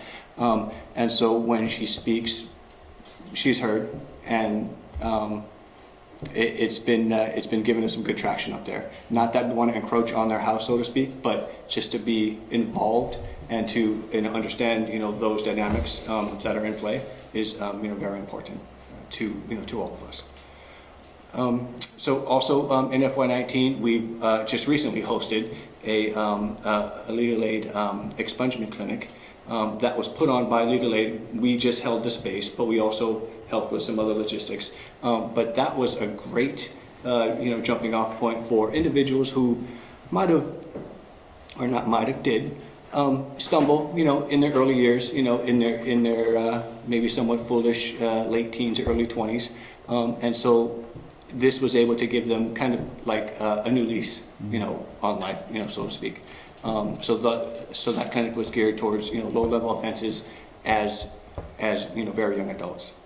I've also increased our, collaboration with the various stakeholders in Winooski, Dismiss House, like Rick was saying, the Winooski Housing Authority, the state's attorney's office, and the local PNP office. I can't say it enough. Just bringing in, or helping. I didn't do everything, obviously, but just bringing in police and Jesse into the Dismiss House after me going there or Nikki going there for quite a number of years, if not Nikki, then some other person in that role, talking about what we do, how we're linked to the police department, but actually seeing an officer in uniform, not to arrest them, but to sit down, cook food with them, break bread with them, talk to them as people. It was amazing. It is amazing, and it's definitely going to continue. So I'm definitely proud of that. So again, some data. This is from 7/1 to the present. So you could see our decrease in panel cases, 14, 13 from police. We've had no RIC cases as of yet. We've had 3 referrals coming from the school. I've done 2 mediation cases, which then correlates to, for panel, 13 hours, and victims identified and contacted, 14. We've had 8 reentry clients, and we're currently doing 3 active COSAs, which equates to 136 volunteer hours. We've done 5 trainings already, and we've done 4 community forums already. So the goals for FY20 is really, some of it is just business as usual. It's continuing to meet all the deliverables that the Department of Corrections has before us, remaining committed to having a collaborative mindset with all of the stakeholders and supportive agencies in Chittenden County, but also in Franklin County. Continuing to nurture the next generation of RJ practitioners through internships and mentorships. And then remaining dedicated in spreading the message of RJ, throughout the state and throughout the nation, when at all possible through different professional learning, conferences. We're going to continue to be housed in the police, in the City Hall. Continue to reap the benefits of the leadership team. We're continuing to push, restorative justice throughout the county and throughout the state, like I've said. I serve on the Restorative Justice Consortium out of Waterbury, which takes a macro level view of restorative justice and trying to have Vermont become a truly restorative state, and what that means, what that looks like, what's the obstacles, what's the hurdles, things of that nature. Continuing to host many more trainings with regards to community outreach, COSA trainings, anything and everything that, comes our way. And then really trying to figure out why and how to increase our referrals coming from the various places that it does, P&P, court, police, things of that nature. So what this budget includes is just, allowing us to stay, currently staffed while hitting all of our deliverables, which would then be able to assist citizens of Winooski, whether it be coming out of incarceration or not, with the mindset of public safety and community outreach as our focal point. So as you can see here, our grants that we were awarded from the Department of Corrections through the state is 130. The intergovernmental is the money that we get from the police department, which translates into 143,000. Out of that money comes it's eaten up mostly by salary of our staff and benefits. Then our office supplies and general funds, that's a whole host of things, desks and phones and, all types of things that makes our Justice Center run. Contracted and professional service could be a whole host of like community functions, outreach services, things of that nature. I'm not seeing, it might be, maybe it's not blown up, but like, offender services, training and travel and things. Training and travel is included in your benefits, Okay. and then offender services, I believe, is in the contracts and professional Okay. services. Yep. And the miscellaneous on FY18. That was the return of Yeah, funds. that's right. Yeah, so we had to return quite a bit of money because that was carry forward money from FY14 that we could no longer carry forward. So we had to I was one of the signers of quite a big check. So yep, and then the rest of that was for Michelle's position when she left. Can you go back to the revenue slide for a minute?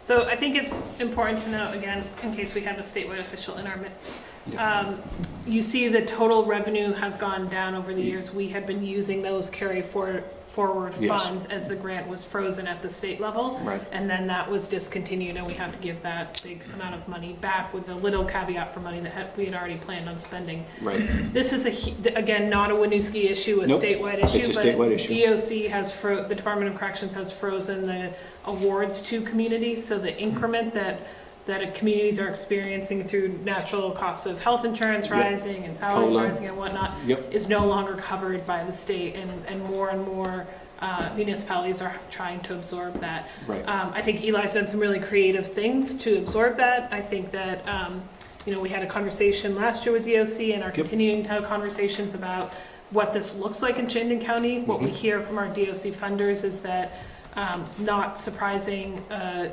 lot of the grant funds come to Chittenden County, and there's some pressure from other parts of the state to reallocate some of those funds, even though the population base is here. Right. And arguably the affected population is skewed here. Mm-hmm. We will continue to do the best we can with the funds that we're very thankful that DOC provides Right. for us. Yep. But if the statewide priority is, welcoming all of our friends and neighbors and treating them well in our communities and being proactive and preventative and not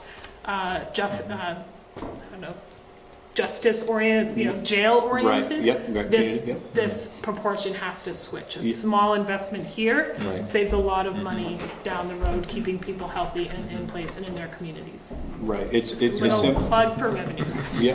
Right. This is going to be great. So similarly, it's similar to what John was saying about being more proactive versus reactive, right? Or not being punitive, being more restorative. Yeah. Mm-hmm. Yep.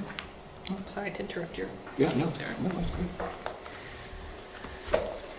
great. So unfortunately, some of the issues are what's rippled through all of our presentations. It's for me, it's funding streams. My sole funding stream is coming from the Department of Corrections, which as a business model or as any, coming just from one place is problematic if that, dries up. So it's up to me specifically to try and find other, avenues and revenue streams to offset the diminishing amounts that we get, even though we are incredibly, appreciative of them. But then, similarly, it's staff size. My staff keeps dwindling. They're all part-time. I'm keenly aware of the stresses that the job puts on them, that, the different things that I'm asking them to do, and then, the constant turnover. So while the constant turnover can be seen as a negative, I tend to view it as a positive with regards to this gives us an opportunity to, reevaluate our procedures, our policies, the way we do business. Where it is a negative is that I'm constantly in training mode, and I can't really hit the ground running, with all the programs that we run and serve the people that we need to at a very high level, because I'm constantly trying to train new people. I was just actually told this a day or two ago, but that Nikki will be leaving us after her internship is finished in the summer. So I'll be hiring another, ranger coordinator. So that's an issue that I have to tackle. And while we do identify and contact and make every effort to bring in victims at the panel level, what we find is that they don't want to engage, that the victims don't want to engage, that they don't want to participate. So that's an issue for us to try and figure out, the hows and whys and get them at the table. And then, like I had stated, that the drastic decrease in referrals are an issue, because if we're not getting referrals of people that need our services, then what are we doing? So, and then lastly, it's our limited office space. Like I said, our office space is right behind us there. It's 2 rooms. A perfect example of the limited office space was last Monday when you guys had council sessions going on here. I had 2 COSAs going on, 1 in each room. So I'm keenly aware of confidentiality and how to, I'm hearing different conversations from different volunteers and different corps members and things. So it's a sticky situation to be in. So, yeah. We're working on ideas. Yep. Correct. You guys have questions? Questions for Eli? What's your presentation? Thank you for your work. I mean, this is like when we take those buzzwords like criminal justice reform. Yeah. This is what that is. Right. Putting you right out of business. Yeah, right. That's kind of the point, right? I mean, it really is. It really is kind of the model, right? So is the community outreach team presence, do you think that's having an effect on the referrals also? Or is that just I mean, we coincidental? We do have overlap. The people that they see, sometimes we see the same people, not quite in the crisis mode as which the outreach team does. So we do talk. We have been talking more, but we haven't really sat down in a real meaningful way to collaborate. Of like, hey, so how can we each, mutually benefit? Right. I'm trying to let the police department and the outreach team kind of work out their coexistence together and how they vibe. But then I'll kind of add in like, hey, we're here to. We do, somewhat similar things with similar clientele.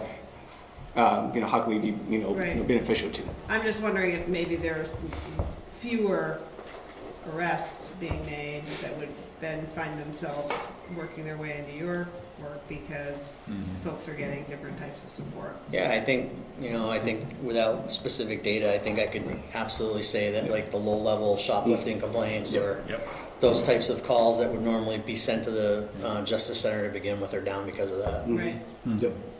Which is good.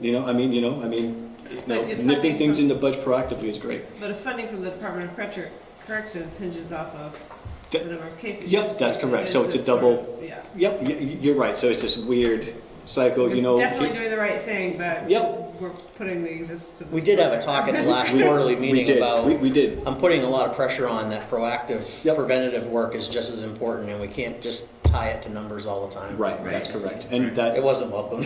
Well, quite as well as I had hoped. Well, I think the advantage we have from, again, looking at this from a statewide perspective is, I actually think one of the things that's led to the biggest decrease is the work the school is doing, and really making sure that kids feel connected and important in their communities, Yep. and therefore not 2 or 3 years later having more challenges. Right.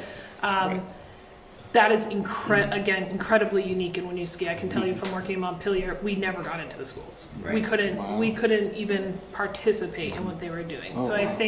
I think I would argue that the sales pitch to DOC is we have a good model going on right now of how Eli and his team are partnering with the professionals at the school to build knowledge, to expand familiarity with the models and the tools, and that we need to keep demonstrating that over a couple of years.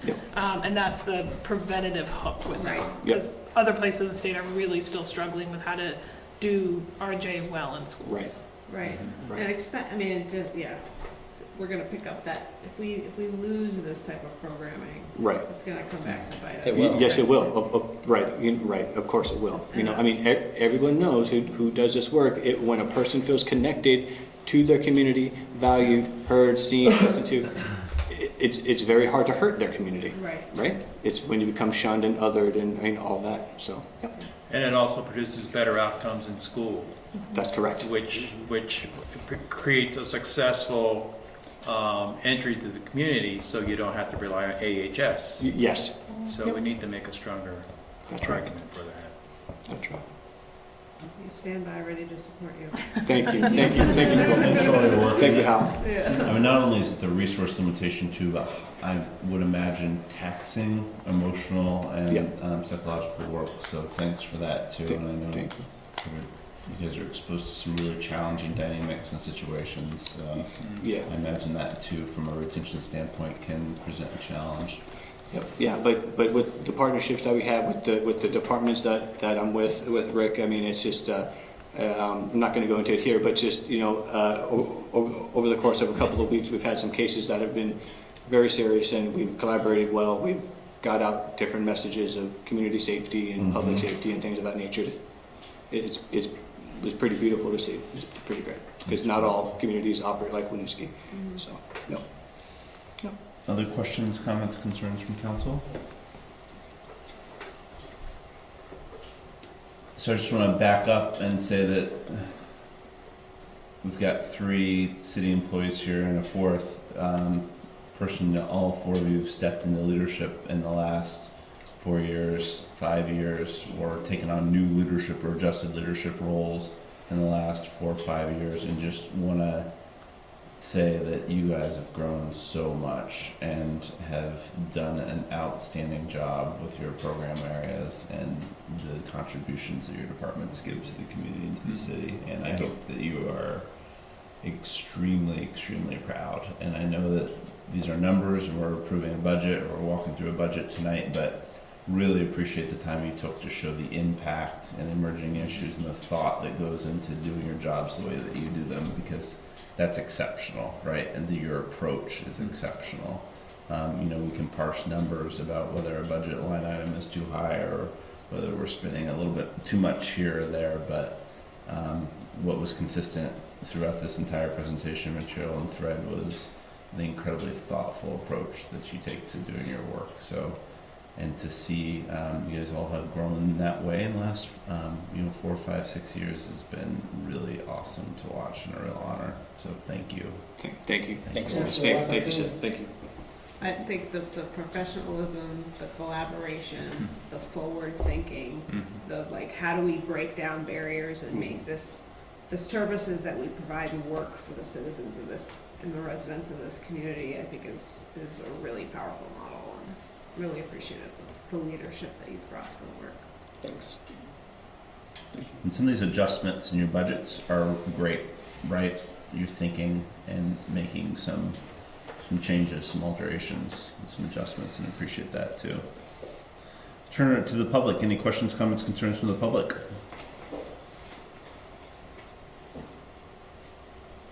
Seeing, hearing none, we appreciate your presentations as always. Thank you. Council members, feel free to shoot questions through Jesse on any specific items you need follow up on.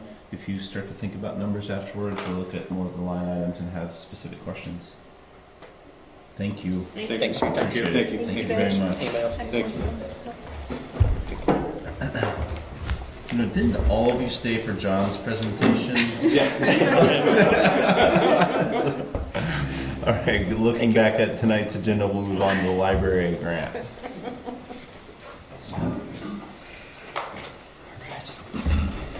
was hoping to sneak in before 9 o'clock because we all know how that goes after 9 p.m. But, We're turning the pumpkins. but yeah, I'm here on Amanda's behalf. I'm glad because she would have had an expensive babysitting bill at this hour. But you know, relatively small grant, but pretty exciting one here through the Association for Rural and Small Libraries in partnership with Online Computer Library Center and the National Leadership Grant through the Institute of Museum and Library Services. So the idea behind this grant is a 15-month process.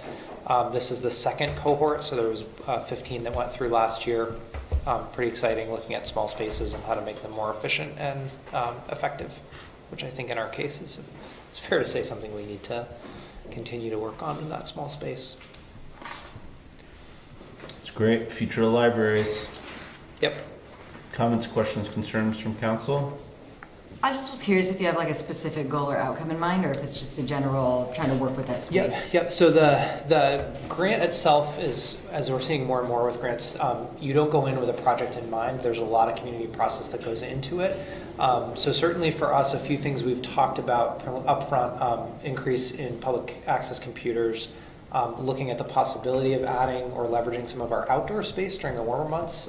Anyone who was in the library last summer knows it was crazy in there. So starting to sort of literally expand the walls outside during the nicer weather. Those are two of the bigger projects that we've talked about, but I think we do really want to hear from patrons and the community about some other ideas as well. That makes sense. So. It is for $5,000. I looked at that, just looking at this implementation plan piece, there's some steps there. Yeah, it's a big process, but I think $5,000 aside, I think to walk through something like that intentionally could be really beneficial for that. Yeah, it'll be cool to hear what the community says back. Yep, exactly. Other questions, comments, concerns from council? Surprised to see this. We were literally just talking about this. Just last week, I know. Any questions, concerns, or comments from the public? So seeing and hearing none, I entertain a motion for approval of submission of the Small Libraries Create Smart Spaces grant for up to $5,000. So moved. Second. Motion by Eric, second by Christine. Further discussion? Seeing and hearing none, all those in favor, please say aye. Aye. And those opposed? Motion carries. Thank you. Thank you, Ray. All right, next up is discussion and or approval of interim council appointment for February. So I think a fairly quick item, I mentioned this briefly, that I'd be bringing this idea back this month, or this meeting. You are going to be down to 3 counselors, or 3 people sitting on the body as of the 28th. So we were proposing that we bring back an opportunity or a temporary council appointment. I think from a process standpoint, you know, just briefly talking it over with the incoming mayor and Jesse, we were thinking about making this a public announcement, but obviously some targeted outreach to be done. I think it's appropriate to try to get a former counselor who is versed in some of the issues, quite frankly, and have already reached out to some of those individuals and have gotten expressed interest. And people who are not currently sitting on other boards and commissions to take away from that work as much as humanly possible. With that being said, I think we should make a public notice that it's taking place as well. We're going to mention that, and to say that if folks had interest in having a conversation about that, that they could reach out to, we're going to use Carol, I think, as the flow through on there, right, Jesse? So we would post that pretty quickly with the intent of bringing somebody back at the next meeting, and name back at the next meeting, and an individual to do a temporary appointment. And then, you know, we get that person set up to have a couple conversations with Jesse and Nicole about kind of big items that are going to be coming through, so that they're aware of what's going on, and that way you've got somebody to fill that capacity we needed. Because leaving it with just 3 makes it complicated conversations and makes it a potential if somebody gets sick. Yeah. you've got a couple of big issues, unfortunately, the group's gonna have to vote on, just 3. Any concerns or comments, questions in regards to that? You know, what I was thinking is just a very simple front porch forum post notification that says, so the public is aware, if you wanna throw your name into consideration for that, we're gonna do that very quickly. Yeah. But Just consider also maybe not running for 1 month, but 2 years. right. Pass on this one and go for the month. Yeah, yeah. Okay, sound okay? Great, then we'll move forward with that plan. I don't think, there's nothing really presented to approve, so I think we can just leave it as discussion. You've given direction, and we'll proceed down that path and have it done for you next week. Any questions or concerns from the public? I have a question. Yes, ma'am. Do you really mean next week, the 22nd, or the 28th? Oh, we did say the think- 28th. I apologize. Yes. So I think the intention would be to post it tomorrow, give people about a week to Yeah. respond, and then give you a list of names the Friday before the 28th Too meeting. much coffee today. Yep, Just want to, that's right. 28th is gonna be a light agenda, right? you only have to take, I think we're up to 16 votes? I'm not kidding. It's a lot of votes. Please get your budget questions in ahead of time. Yes. You had budget. Okay, so questions now. pardon me, we will bring that back for the 28th, at the end of the 28th council meeting. Any questions or concerns? Any questions or concerns from the public? Good, so seeing and hearing none. We'll close that item and move on to the next. Next up, we have city manager review. We certainly, I think, owe it to Jessie, absolutely, and frankly, signed up for that process to ensure that she receives an annual review.